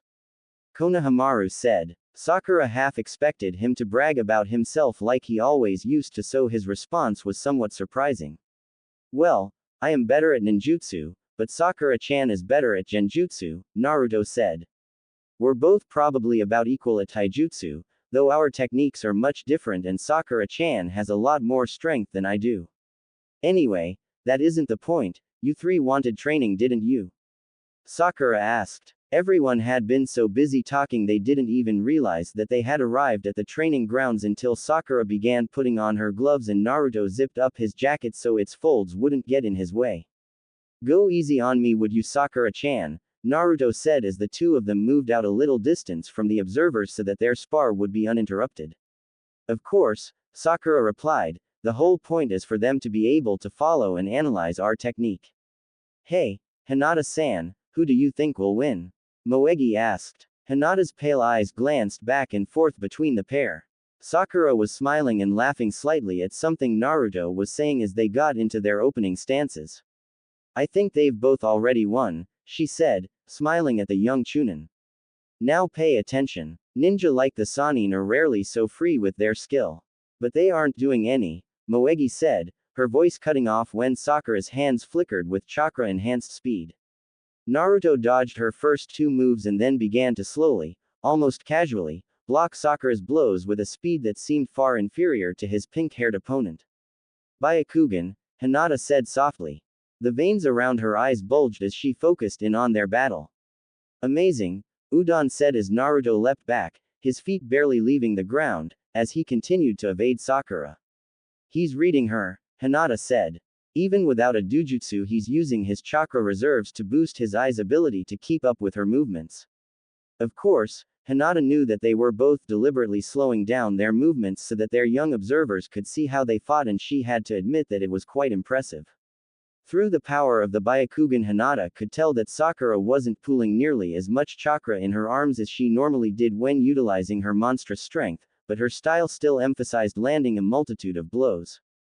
This made sense for her because the chakra in her arms didn't expend itself unless she actually hit something, and any hit, regardless of pinpoint accuracy, was sure to do significant damage. Naruto, on the other hand, was nearly the opposite. He relied on a strategy that depended on speed and evasion whilst he waited for the right moment to inflict attrition damage on his opponent. With his huge chakra reserves, he could outlast even the strongest, most skilled opponent, even one more skilled than him, if he managed to keep all other things equal. Regardless, beyond strategy, the specific tactics the two Sannin used was staggeringly diverse and rapidly shifting from one style to the next. Sakura felt sweat begin to break out on her forehead as she concentrated on Naruto's movements. Each swing of his leg, each jabbing blow of his fist, all of them were methodically executed with the design of opening up holes in her defenses. He was also blocking her attacks in ways that were highly unrealistic in a real battle. Normally, her superior strength would be shattering bones if they intruded in the path of her fists like he was doing. Even though they were sparring for the benefit of their young friends, Sakura began to feel annoyance creep into the back of her mind as Naruto continued to press her in his demonstration of the various arts. More than that, she was getting frustrated at being unable to work towards a decisive outcome, regardless of the fact that she was merely fighting a spar. With a chakra-enhanced shove, Sakura put a considerable amount of distance between herself and the blonde-haired Sannin. "Naruto-kun, that's enough," Sakura said. "Hey, we want to see some more," Konohamaru said, complainingly. "They've seen enough of those techniques at that beginner's level," Sakura continued, ignoring the third's young grandson. "Now they need to see them at full power so that they can grasp their true potential, don't you think?" "All right," Naruto agreed, not liking what the look in Sakura's eye boded for the prospects of his pain-free existence. "But it's going to be hard for me to fight your full-powered taijutsu without my techniques. I don't want to hear any complaints from someone with your ambition," Sakura replied as she lunged toward him with superb speed. Naruto dropped into a crouch directly beneath her first punch and then tried to deliver an uppercut in retaliation, but Sakura had already lurched backwards on an impossibly flexible spine. Her leg came up and tried to slam down on Naruto, who dodged it at the last second. Sakura's blow still landed on the ground, however, and Naruto was caught up in the flying debris that erupted from the shattered dirt. Despite the unsteady quaking ground beneath his feet, Naruto shifted his momentum to drive a counterattack to Sakura's torso. His nimble pink-haired opponent was having none of that. She bent backwards to evade his fist and slammed her foot into Naruto's exposed chest, sending him flying through a large tree. The shower of splinters and dirt had not even started settling when a dark blur emerged to engage her at close combat again as if nothing had happened. Sakura pooled chakra in her fists and began delivering short, powerful jabs. Each jab was followed by a swifter attack until her fists began to blur under the speed that her taijutsu style enabled her to perform. Naruto seemed to stumble over the broken ground beneath their feet as Sakura wound up to deliver a full-powered hammer blow to his torso. "You're mine," she thought triumphantly when Naruto's forearms rose to form an impromptu shield between her attack and his vulnerable body. Her fist connected solidly, and for an instant Sakura was worried that the rest of her day would be involved with reattaching his shattered bones. She need not have been concerned. The observers had to brace themselves against the waves of destructive chakra that had swept across the training field from the force of Sakura's blow. The whipping winds from the shockwave thus nearly caused them to miss Naruto's counterattack. Instead of falling away with pulverized bones, he had somehow escaped unharmed and in a perfect position to dive under Sakura's overextended arm. Sakura's mouth opened involuntarily as the wind was pounded from her lungs by a rapid succession of chakra-enhanced blows to her exposed torso. Sakura leapt back quickly, realizing that she couldn't take that kind of punishment for very long without being at a huge disadvantage. She eyed Naruto closely while she healed the damage he had inflicted and realized that his thwarting of her attack had been the result of those funny metal strips that lined his forearms. Having only ever seen him use them to stop bladed weapons, Sakura hadn't considered that they could be charged with chakra to resist blunt force attacks too. "That isn't helpful to them," Sakura chided. "They'll never have enough chakra to use those guards like that, Naruto. They'll never have the precise control necessary to deliver a punch like yours either," Naruto shot back, grinning. Sakura bent her legs and jumped horizontally toward Naruto's position, her arms whipping slightly as she began to execute a hidden medical technique. The purpose of the spar was quickly escaping her mind, replaced by an overriding desire to win. Naruto slapped her open palm away, confused, but then wary when a few of her rapid thrusts began to slip through his defenses. Hey, no fair, you're using a technique, Naruto said. He bounded away, his arms hanging loosely at his side. He had felt this kind of beneath-the-surface damage before when he had been on the mission to recruit Tsunade all those years ago. Sorry Naruto-kun, but that was purely taijutsu, Sakura replied. I didn't use any chakra at all, I just hit the points where your nerves are most exposed and disrupted their control with that pressure. Naruto grimaced as Sakura flitted away with a burst of speed and closed in on his position. His spectacular healing abilities wouldn't allow her damage to stand for long, but he knew that with her strength and knowledge that he might lose even in those few moments before the repairs were complete. He waited until the last second before delivering a kick aimed at Sakura's side. She predictably knocked it away, which had the effect of causing Naruto to spin on the heel of the foot that had remained on the ground. The kick that actually landed on Sakura was therefore charged up with the momentum of her own fearsome strength. The dull thud of impact reverberated across the training field as she was sent flying, but there was no follow-up sound of a crash. Sakura adjusted her trajectory in midair and sprang toward another attack just as Naruto's fist came up to oppose hers. She looks so happy, Hinata remarked. Indeed, she couldn't help but marvel at the joyous expression on the pink-haired Sanin's face as her fist collided with Naruto's and unleashed another shockwave of excess chakra. After trading several high-powered blows, both decided to disengage at the same time, though it appeared to be for different reasons. Your chakra reserves are insane, Naruto, Sakura shouted with frustration. In order to enhance his strength enough to keep up with hers, even for a limited time, Naruto had to be very nearly burning through more power than Sakura had in her entire body. Your control is even more insane, Naruto retorted. His healing powers had fully kicked in, but it was all that they could do to repair the damage that her blows were inflicting despite the amount of chakra he was using to keep up with her taijutsu. It was at this time that he noticed the presence of several other ninja and even some villagers who had appeared to see what the commotion was all about. Naruto-kun, let's hurry up and end this, Sakura said. She had sensed the new arrivals too apparently. What say we start using techniques now? Whatever you want to do, Sakura-chan, Naruto replied. But no summoning, Sakura added warningly. We've already changed the landscape around here enough without that. Fine, I won't summon the frog boss, Naruto replied easily. I don't want to see those little frogs you use either, Sakura said. Sakura-chan, Naruto said, drawing out the chan with a pout. All right, if you insist. As if by silent signal, both ninja began to move their hands with blurring rapidity to complete the necessary seals for whatever techniques they intended to use.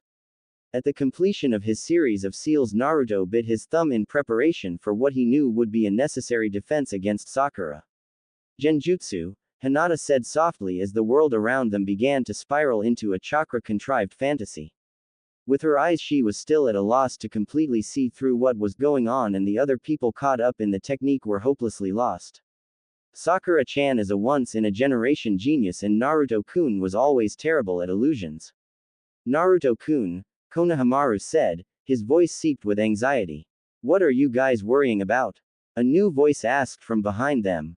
The little group and several of the other onlookers that had gathered were startled to see Jiraiya standing there calmly with Tsunade at his side. Naruto might not have the eyes to see through that technique, but he knows where to get them. Sakura smiled devilishly as Naruto was drawn deeper and deeper into her complex technique. The very earth seemed to swell up and cling to his limbs like some nightmarish monster of muddy goop. Naruto was shivering uncontrollably from the sensations of the frigid mass that threatened to engulf his entire body. Sakura could practically taste his vulnerability and decided that the time was right to make her appearance. Poor Naruto-kun, she said. Her body began to take shape from the ooze so as to squeeze Naruto further until her face was brought squarely in front of his. You never could handle illusions, could you? Naruto's eyes opened suddenly to reveal dark blue pupils that had swollen to unnatural size such that they now made up his entire eyes. Sakura gasped with shock when they blinked horizontally a second before Naruto's body melted away into the same goop that Sakura's body was materializing from.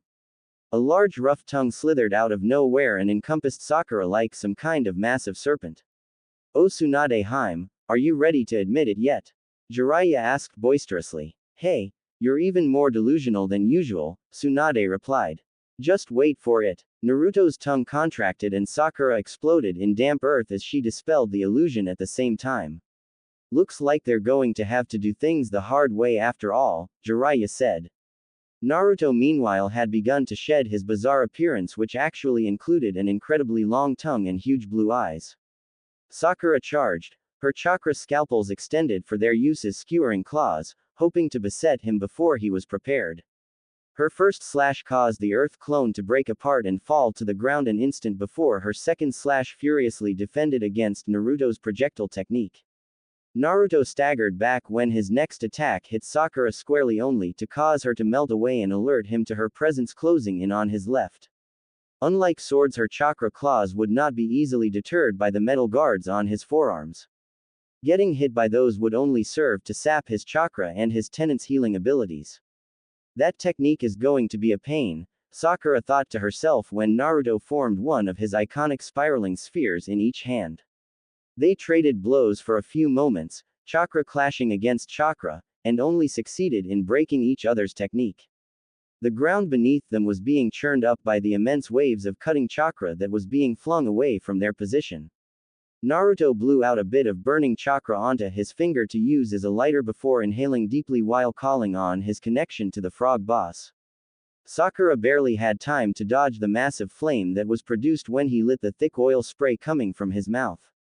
Naruto was forced to cut his attack off short when dozens of thin pink needles that had previously been Sakura's hair flew at him. Sakura leaned forward and her hair fanned out again as she sent another stream of hair needles racing toward him. Her hands worked quickly through a new set of seals as she ran. At the end of the last seal, Sakura's hands glowed with a new type of chakra scalpel that combined her operation techniques with her thicker combat techniques. Naruto backed away cautiously after receiving a half-dozen slapping attacks that left his internals a torn chakra-draining wreck. Naruto was breathing heavily, but Sakura knew from watching him work for so long that he was far from defeated. She didn't need a medical technique to know that the damage she had inflicted on him was being repaired with every second that he evaded her reach. That he had a deep bag of ninjutsu left to delve into was a given as well. Sakura knew there was no way to match him technique for technique, but there were other ways. "Now I'm going to take away those techniques you're so dependent on," Sakura proclaimed. "You know that whatever you do won't last," Naruto replied wearily. Sakura approached him rapidly anyway, tossing kunai at him, some of them with exploding tags attached, which forced him to dance backwards to avoid taking even more damage. "Remember what you promised Jiraiya," Tsunade said, prodding her old teammate as her one-time apprentice closed in on his. "All I can drink for a month." "A month?" Jiraiya repeated incredulously. "I said a week. What? Do you want to die, Hime? Even you can't take that much for a month." Sakura's fist sent Naruto plowing into the ground, his limbs twisting uncomfortably. Her torso swelled out considerably for an instant before she pushed her stomach back in to complete the technique. Naruto's right arm was instantly plastered to his back by the thick wad of sticky glue-like paste that Sakura could call on thanks to her connection with the slugs. "Try getting out of that straitjacket," Sakura said. She grinned with self-satisfaction as Naruto barely managed to scamper away from her, foot slamming into the ground in what would have been a match-finishing attack had it connected. Naruto contemplated the paste that had snugly secured his right arm and began to think of ways out of it. He didn't dare use a spiraling sphere since it would likely catch the rest of his body up in its maelstrom of chakra. It couldn't be cut off, and the techniques he could think of that would be effective needed both hands to execute. Naruto sighed and began to concentrate chakra. Prepared or not, it was now or never. "No way," Sakura said, impressed despite herself as Naruto began expending a large amount of chakra whilst forming seals with one hand. One-handed seals were quite difficult, especially when used in conjunction with powerful moves. The more chakra used, the more difficult one-handed seals became. The paste that was impeding Naruto began to hiss and melt away under the influence of his jutsu, but for the life of her Sakura couldn't tell what he was doing. Still, at this rate he would be back at full strength, so she had little choice but to attack as quickly as possible. A few more blows using her massive strength should clinch the match in her favor. Sakura charged forward and delivered a sharp full-powered blow to his torso, but instead of Naruto being the only one damaged, she felt a stinging pain too. Sakura couldn't help but let out a little whimper of pain as she leapt back from the powerful acid that Naruto had covered his body with to eat away her slug adhesive. A quick healing jutsu nullified the substance and restored the damage to her skin, but doing so had further drained her already depleted reserves. "They're running out of things they can do to each other that won't be instantly fatal," Tsunade said. Sakura had taken out a sort of metal glove that was actually just a robust set of hollow-tipped claws designed to deliver injections in combat. She stuck one pointy finger at a time into her mouth to fill their reserves with whatever slug compound she was manufacturing from inside her body. Naruto's hands flashed through a series of seals which caused his hair to grow hard, spiky, and long enough to wrap his entire body in a protective cocoon. More seals were formed and the ground began to swirl around him until a dragon head rose from the earth. It coiled around Naruto tightly to form a secondary defense and then opened its mouth to spit out a hail of rocky spikes at Sakura's motionless form. Genjutsu, Naruto thought as Sakura broke into mist and dispersed when the earthen spikes impaled her. His eyes blinked as they morphed back into the huge blue spheres that the frogs had bestowed upon him for the purpose of seeing through illusions. "That won't work a second time," Sakura said, her voice coming from everywhere and nowhere all at the same time. Her hands blossomed from Naruto's chest and sank their needle tips into his neck. "Even with your ability, you'll be paralyzed any second now." "Ha, time to pay up, Jiraiya," Tsunade said gleefully. "You've got to be kidding me," Jiraiya said loudly. He didn't want to admit that they'd both been fighting their hardest. It wasn't a fair match. It's obvious he went easy on Pinky. I think it isn't over yet," Hinata said softly, interrupting the antics of the two elder Sannin. Sure enough, Naruto's hands were still flashing rapidly through seals during the few moments while Sakura's poison was still trying to take effect. Even as his other techniques were falling apart, he managed to mold enough chakra for two final moves. What is this?" Sakura asked with alarm. A giant pair of claws molded from red chakra had emerged from Naruto's body and clamped down on Sakura to hold her in place. "Demon hands, but with my own special twist," Naruto replied. He inhaled deeply as the red fox claws held the struggling Sakura and blew a fine mist into her face until she had no choice but to breathe the vapor in. "The slugs aren't the only ones who can create paralyzing toxins. And what are you so happy about?" Tsunade asked grumpily as their two young counterparts fell over in paralysis. Jiraiya had begun celebrating the instant that the tie finish to the match became apparent. "The bet was whether Naruto would win, wasn't it?" Jiraiya said, nearly tripping. They were walking out to where their one-time apprentices were laying. Surely you wouldn't be so cruel. I should have known that you wouldn't be able to keep your word, even over something so simple," Tsunade replied, sighing dramatically. Fine, I'll take you drinking as much as you like," Jiraiya said. At least he'd get to spend some time with his favorite even if it would be mostly filled with him keeping her from demolishing something. "Are you too satisfied?" Tsunade asked as her hands glowing while she worked to remove the agents that were causing paralysis from their systems. Yes, sorry Tsunade Ba-chan," Naruto said sheepishly. "That was awesome Naruto-sensei," Konohamaru said excitedly. The small crowd that had gathered had already mostly dispersed. "I just wish you hadn't gone easy on her." "It wasn't like that, really," Naruto replied, waving his hands a bit for emphasis. "Of course it wasn't," Sakura said. Konohamaru nervously took a step back as she loomed over him menacingly. "Naruto-kun knows I'd never forgive him if he went easy on me. Isn't that right, Naruto-kun?" "Right," Naruto agreed. Sakura's dangerous mood passed away as quickly as it had come on. Before anyone could move, Sakura turned and kissed Naruto fleetingly, her soft full lips brushing up against his own like silk trailing across one's fingertips. Hinata giggled uncontrollably at the expressions on the faces of the other ninja present, especially those of Jiraiya and Konohamaru, as the two young Sannin walked away together talking merrily. Well, Jiraiya, it looks like your apprentice could teach you some things now, Tsunade said. In life and as a ninja. That was uncalled for, Haim, Jiraiya said with exaggerated depression as the laughter just got louder. Are you sure you have time to be doing this, Sakura-chan? Kabuto asked. Despite his complete concentration on running away as nimbly as possible from the irate Sannin, he had still received several glancing blows resulting in substantial damage to his body. Unlike the aging and at the time handicapped Tsunade, his current opponent was at the peak of her prime and far beyond his ability to even run away from reliably. Trust me, this isn't going to take much longer, Sakura replied. Although, if you told me where Orochimaru's new base is, I might forget about you for a few minutes. You shouldn't be so carefree, Kabuto said calmly as another head wound began to pour blood down his face. You new Sannin are entirely too arrogant. I suspect Naruto-kun is learning that lesson very well right now. Him learn a lesson from a simple missing nin.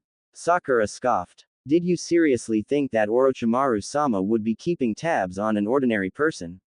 Kabuto retorted. Of course, that abominable a man is constantly searching for hosts, Sakura replied.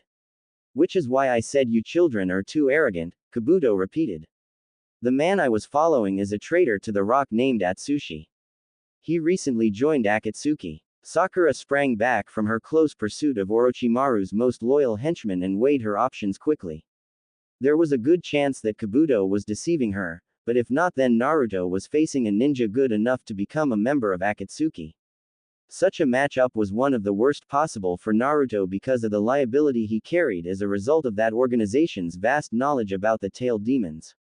Kabuto's smile turned to a wince of pain, but he was still quite relieved that the pink-haired predator decided to let him slip by one more time.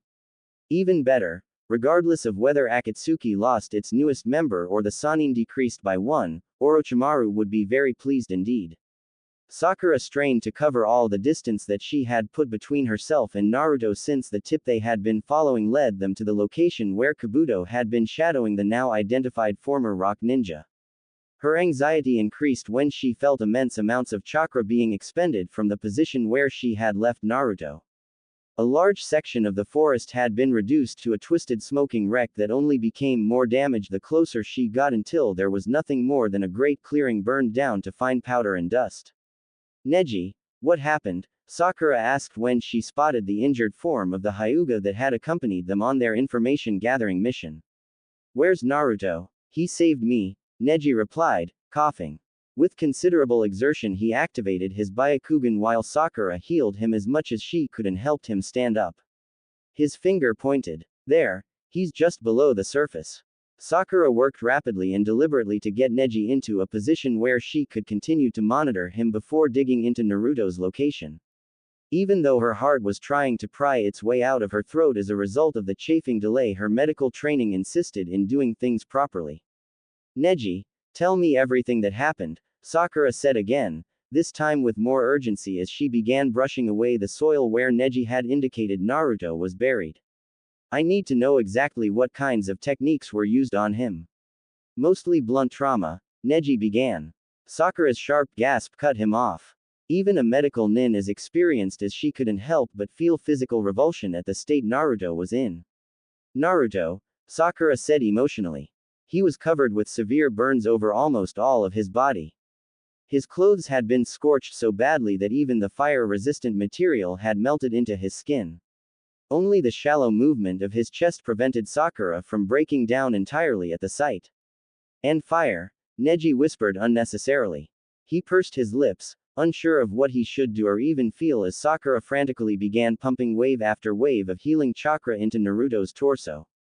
What happened? Sakura demanded loudly, her voice nearly breaking. His opponent was some guy named Atsushi, Neji said softly. I thought we had taken him by surprise. Sakura-chan, you take Kabuto, Naruto said. Even though he could fight against medical ninja techniques, Sakura was a more overpowering match against the former spy. We'll see what's so great about this guy he was shadowing. Naruto and Neji proceeded to take up stealthy positions overlooking a small clearing in the underbrush where the missing nin had made his camp. It appeared to be a mature camp, which meant that the man had likely been there for several days doing something. Neji analyzed the situation with his Byakugan and motioned to Naruto that he was going to go in for a surgical attack. Naruto looked unsure, but after a moment of hesitation nodded for him to go ahead. The Hyuga fighting style that enabled him to disable chakra utilization should have made short work of their opponent. Neji dropped down next to the burly rock ninja and rapidly delivered dozens of pinpoint blows. He had just completed his attack when a large beefy arm swung around and sent him sprawling into a nearby tree. "Punk, what do you think you're doing so suddenly?"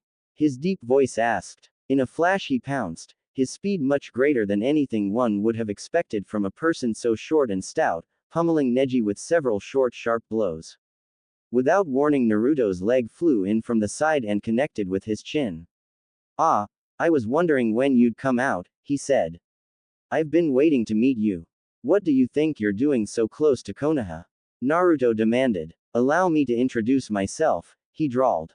"The name's Atsushi. You were a member of the Rock's elite home guard," Naruto said. "What do you want here?" "You heard of me. I'm flattered," Atsushi replied. "As for what I want, I'm just here to tell you that Itachi says, hello. Oh, and I've got business with that fox you're carrying around too, if you'd be so kind." "So Akatsuki is recruiting again," Naruto said dryly. "I guess you know I can't let you leave this place alive, right?" Atsushi stretched lazily, his movements causing a thin outer skin of hard rock that had been damaged in protecting his chakra circulatory system from Neji to peel off of him only to be replaced by more. The rock and soil kept collecting until he was covered completely with a very tough shell bristling with razor-sharp edges. "Naruto, you've got to hold on," Sakura said desperately. She had strengthened some of his internal organs, but none of his wounds were healing. Even worse, she couldn't find any of his red chakra anywhere and he seemed to somehow be resistant to her healing techniques. Neji noticed that Naruto was in even worse shape than he had first believed. Now that he was above ground, the Hyuga prodigy could see that two of Naruto's limbs were twisted at odd angles, denoting multiple fractures. Neji tried to leap back into the battle only to receive a series of devastating blows that left him barely able to move and undoubtedly bleeding from wounds both internal and external. "Stay back," Naruto said. His hands were flashing through seals as he tried to counter the powerful earth techniques that Atsushi was employing against them. Wind and water chakra merged together with fire to blast the bulky missing nin with a jet of steam that should have blistered skin. Instead, he nimbly avoided most of it and absorbed what hot vapor managed to land on him. "Even lightning can't pierce this armor," Atsushi said boastfully. Naruto formed seals and performed his shadow clone technique. Against a heavy-hitting guy like this, he would need to do some experimentation without having to take every blow himself. Clones were destroyed rapidly as Naruto sent in wave after wave in an attempt to find some kind of weakness that he could exploit. Long ago Naruto would have charged in himself, but his experience led him to believe that Atsushi was holding back a few surprises, and as such it wouldn't do for Naruto to show his own hand. After all of Naruto's clones were gone except for a few, the blonde Sannin himself joined in the battle. He had to exert a great deal of chakra to block Atsushi's blunt attacks with the metal strips running along his forearms, though the power behind them were still lesser than one of Sakura's punches. The downside was that Atsushi's armor was composed up of very sharp rocks that dug deep into his flesh every time he blocked a blow. With a burst of chakra and some swift hand movements, Naruto danced around Atsushi without getting hit. In the process, he managed to attach several exploding tags to the burly man's external coating of rock. "Useless," Atsushi intoned self-assuredly as Naruto leapt away and formed a single seal to trigger the tags. Multiple explosions ripped into Atsushi before sweeping a thunderclap of concussive pressure across the battlefield. The dust kicked up by the blast hadn't even begun to dissipate when a rain of shards burst out of it, with Atsushi following on the heels of his attack. Naruto fell back as the stone ripped through his body an instant before a granite fist slammed fully against his jaw. His belly swelled up unnaturally as he began molding chakra for another attack. There was a hiss and a bellow of pain as toad acid inundated Atsushi's armor, where it seeped down through small cracks to his flesh below. "Rasengan," Naruto yelled, concentrating as much chakra as possible into the spiraling sphere he held in each hand. The weakened armor of rock protecting Atsushi was shredded rapidly by the tremendous concentration of forces Naruto wielded. The newest Akatsuki member was sent spinning away, his body digging a jagged trench through the ground. Sakura, it isn't working anymore, Neji said forcefully. I've got to save him, Sakura replied calmly. She had forced down her emotions in an effort to ensure that her chakra control was flawless. But it isn't helping, Neji repeated. I can see his chakra pathways, they're all still blocked. They shouldn't be blocked, I reopened them with my own chakra, Sakura insisted. It's a poison, Neji said. Even you can't stop it like this. You need to get him back to Konoha. There's no time, Sakura said sharply. Sakura, you've got to take him now or he'll die, Neji yelled. Shut up. I won't let him die, Sakura yelled back, her eyes wet. This isn't good, Naruto muttered. Atsushi had gotten himself under control again after climbing back onto his feet and was forming more hand seals. I should have expected this to be necessary against one of Konoha's Sannin, Atsushi said. His bluster was gone, but a cold methodical fury had replaced it. Naruto too formed hand seals as he mixed chakra and inhaled deeply. He bent forward at the waist and blew out a thin stream of white-hot flame toward Atsushi's immobile form. For a moment he exulted as the fire washed over his opponent seemingly unopposed, but he quickly realized that the apparent success of his attack was much too convenient against an enemy of Atsushi's ability. You're pretty unlucky kid, Atsushi said. The flames, instead of dying down, seemed to be intensifying and taking shape around Atsushi. You became my target and then you made me use this technique. I've heard 1,000 ninja threaten me with their ultimate skill, Naruto replied dryly. This is the last time, I promise, Atsushi said darkly. The rock clinging to him was glowing red now and putting off steam as it began to move like thick syrup. Naruto, realizing that his position was getting worse by the moment, rushed in and attempted to land some more blows, but the heat drove him back. He leapt away, throwing projectiles and elemental techniques as rapidly as possible. Everything melted away with a burst of flame before it could get anywhere near the lava-covered man. All your attacks are useless, Atsushi said. Surrender now and save yourself some pain.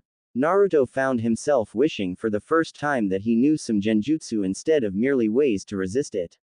Most fire could be overcome, but the mixing of fire and earth chakra in such a manner.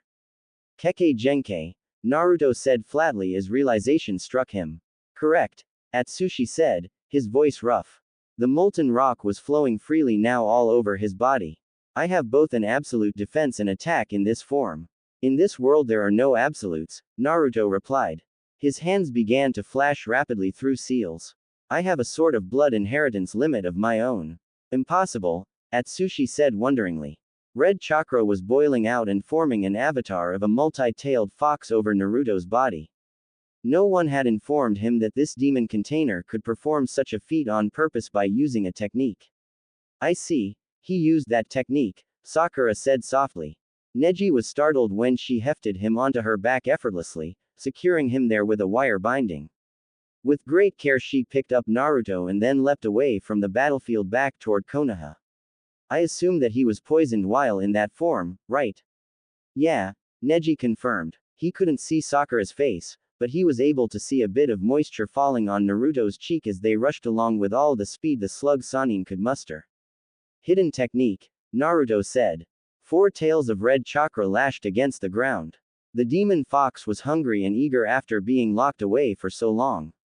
Naruto licked his lips and got ready to charge. I can't wait to play.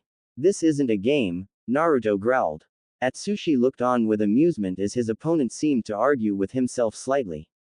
Finally Naruto's demeanor changed as his tenant spoke again. Yes, as you wish master. Atsushi's once solid armor reached a point of minimum viscosity and in a flash lashed out like an angry monster against Naruto, who was still completing his own technique. Red boiling chakra hissed and bubbled against molten rock. The ground beneath the two titans was vaporized from the intense energies of their techniques clashing. A great claw of red chakra raked ineffectively through the tidal wave of boiling rock that threatened to entirely encompass Naruto's position. A second claw delivered a crushing blow as Naruto tried to get in closer to his adversary. His hands flashed through more seals and 2 more tails dropped down. Are you sure your body can handle that? Atsushi asked. Indeed, It appeared as if the demon chakra was beginning to cause some damage to Naruto's body.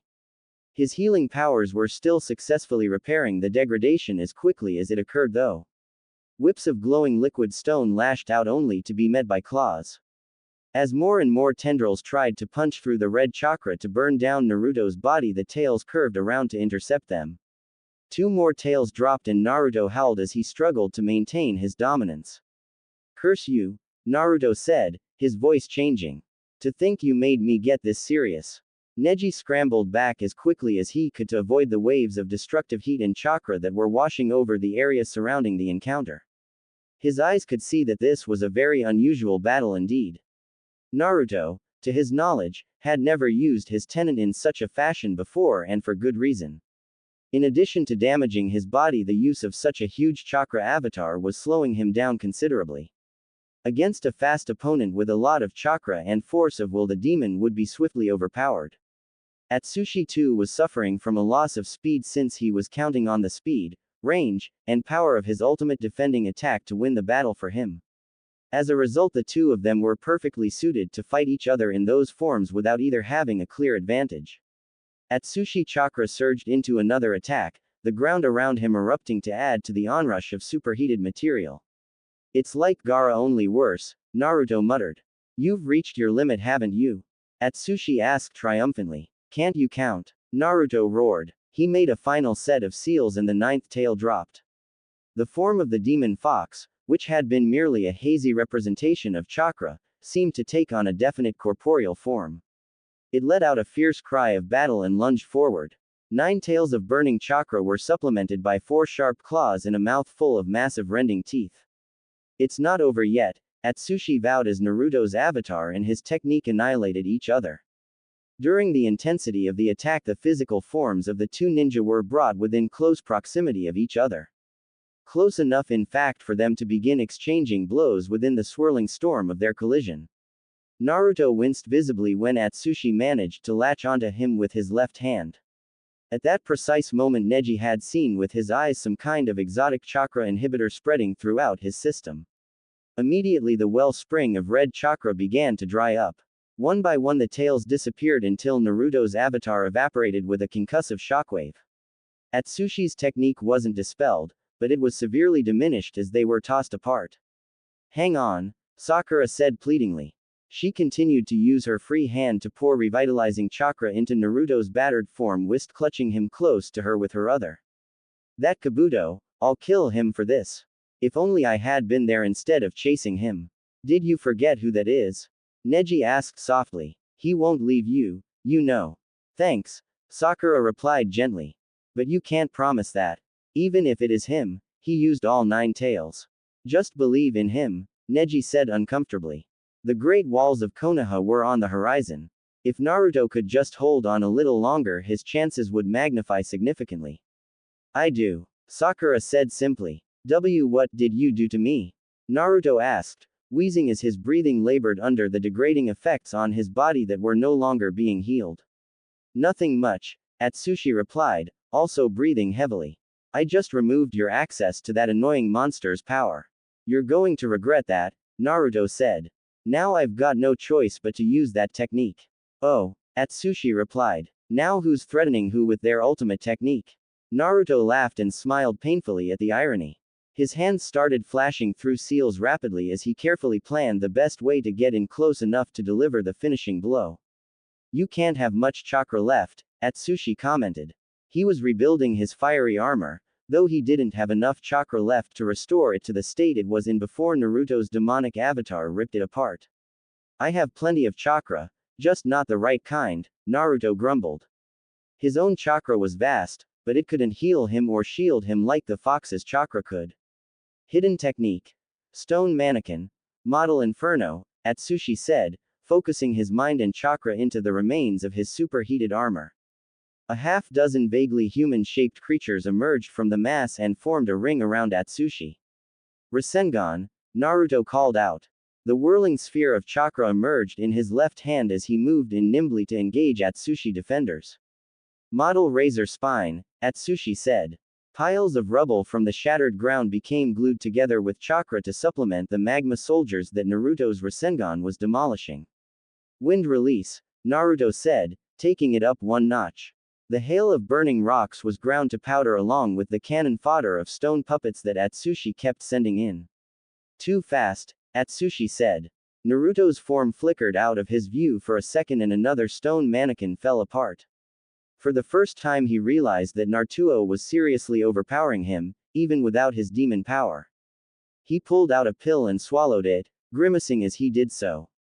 The ground around him glowed red hot and burst apart into magma to reform Atsushi's ultimate offensive defense.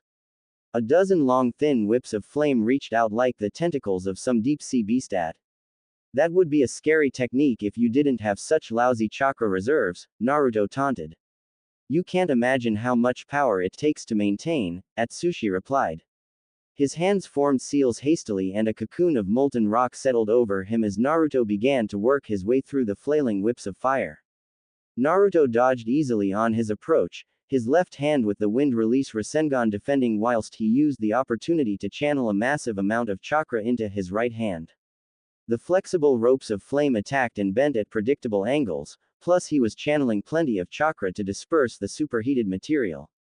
Secret technique. Flowering Sakura. Model Aegis, Naruto called out. Pink-tinted chakra flowed out of his right wrist and formed a circular shield that looked as if it were made out of many tiny cherry blossom petals. It was something that he had devised with the help of Sakura, and named after her, to protect himself from the effects of his own elemental techniques based on the spiraling sphere. Wind release. Spiraling shuriken, Naruto said as he emerged, nearly on top of Atsushi position. The large four-pointed dome of swirling chakra emerged in full force, its edges churning within the confines of his Sakura Aegis. One more blow and it would be over. You got, Atsushi said sinisterly. All the ropes of flame, which had seemingly been bending and attacking in predictable patterns, suddenly converged on Naruto's position. Worse, the tips of the attacks had cooled into hardened spears of obsidian that pierced through Naruto's defenses easily. 3 of the now stiff tendrils applied pressure on Naruto's left arm in 3 different directions, snapping it brutally. Another wrapped around one of Naruto's legs before morphing into rock and contracting with enough force to turn bone into powder. So did you, Naruto replied, teeth gritting through the pain. Even as he was run through multiple times he still managed to thrust his right arm with its devastating attack into Atsushi's not-so-ultimate defense. The magma was blown off of Atsushi's body in an instant, though he tried to dodge. Naruto looked into Atsushi's eyes, which were wide with shock, as his technique ripped the man's body apart and released his control over the large amount of magma that still surrounded them. The combined forces of Naruto's technique and his loss of control resulted in a large fireball that sent out a shockwave decimating the surrounding terrain with scorching heat. Sakura, Naruto said feebly. Naruto, you're awake, Sakura said. Just stay quiet, don't move, we're almost to the hospital. Naruto noticed at that point that they had already entered Konoha and were racing along the rooftops with as much speed as Sakura could manage. I'm sorry I made you worry, Naruto said, disobeying her. His injuries were far worse than they should have been. I was careless. Naruto, Sakura said, her heart lifting, though she was still very concerned and would be until the poison suppressing his healing abilities was lifted. Sakura-sama, is Naruto-sama and Neji-san going to be alright? An Anbu captain and his squad dropped down in an escorting formation as they neared the hospital. I think so, Sakura replied. But I want you all to be on guard and send someone to inform the Hokage immediately. Konoha needs to go on alert in case Akatsuki tries to finish what it started. Naruto-sama was attacked by Akatsuki. The Anbu repeated, his concern magnifying. They landed together on the roof of the hospital and watched as Sakura rushed inside to begin healing her 2 charges. It was some time later before Tsunade was able to make it to the hospital. As soon as she received word about the incident with Akatsuki, she had dispatched her home guard to secure the village while she and Jiraiya had scouted the region for high-level enemy ninja. With half of their elite attack force out of commission, she couldn't even spare herself to go visit her apprentice during the first crucial hours of preventing an infiltration or attack in the chaos of the young Sanin's return. Fortunately, it seemed that for whatever reason Akatsuki had acted with a single agent this time, or perhaps their agent had acted on his own without orders for some reason. Jiraiya would probably uncover the details eventually.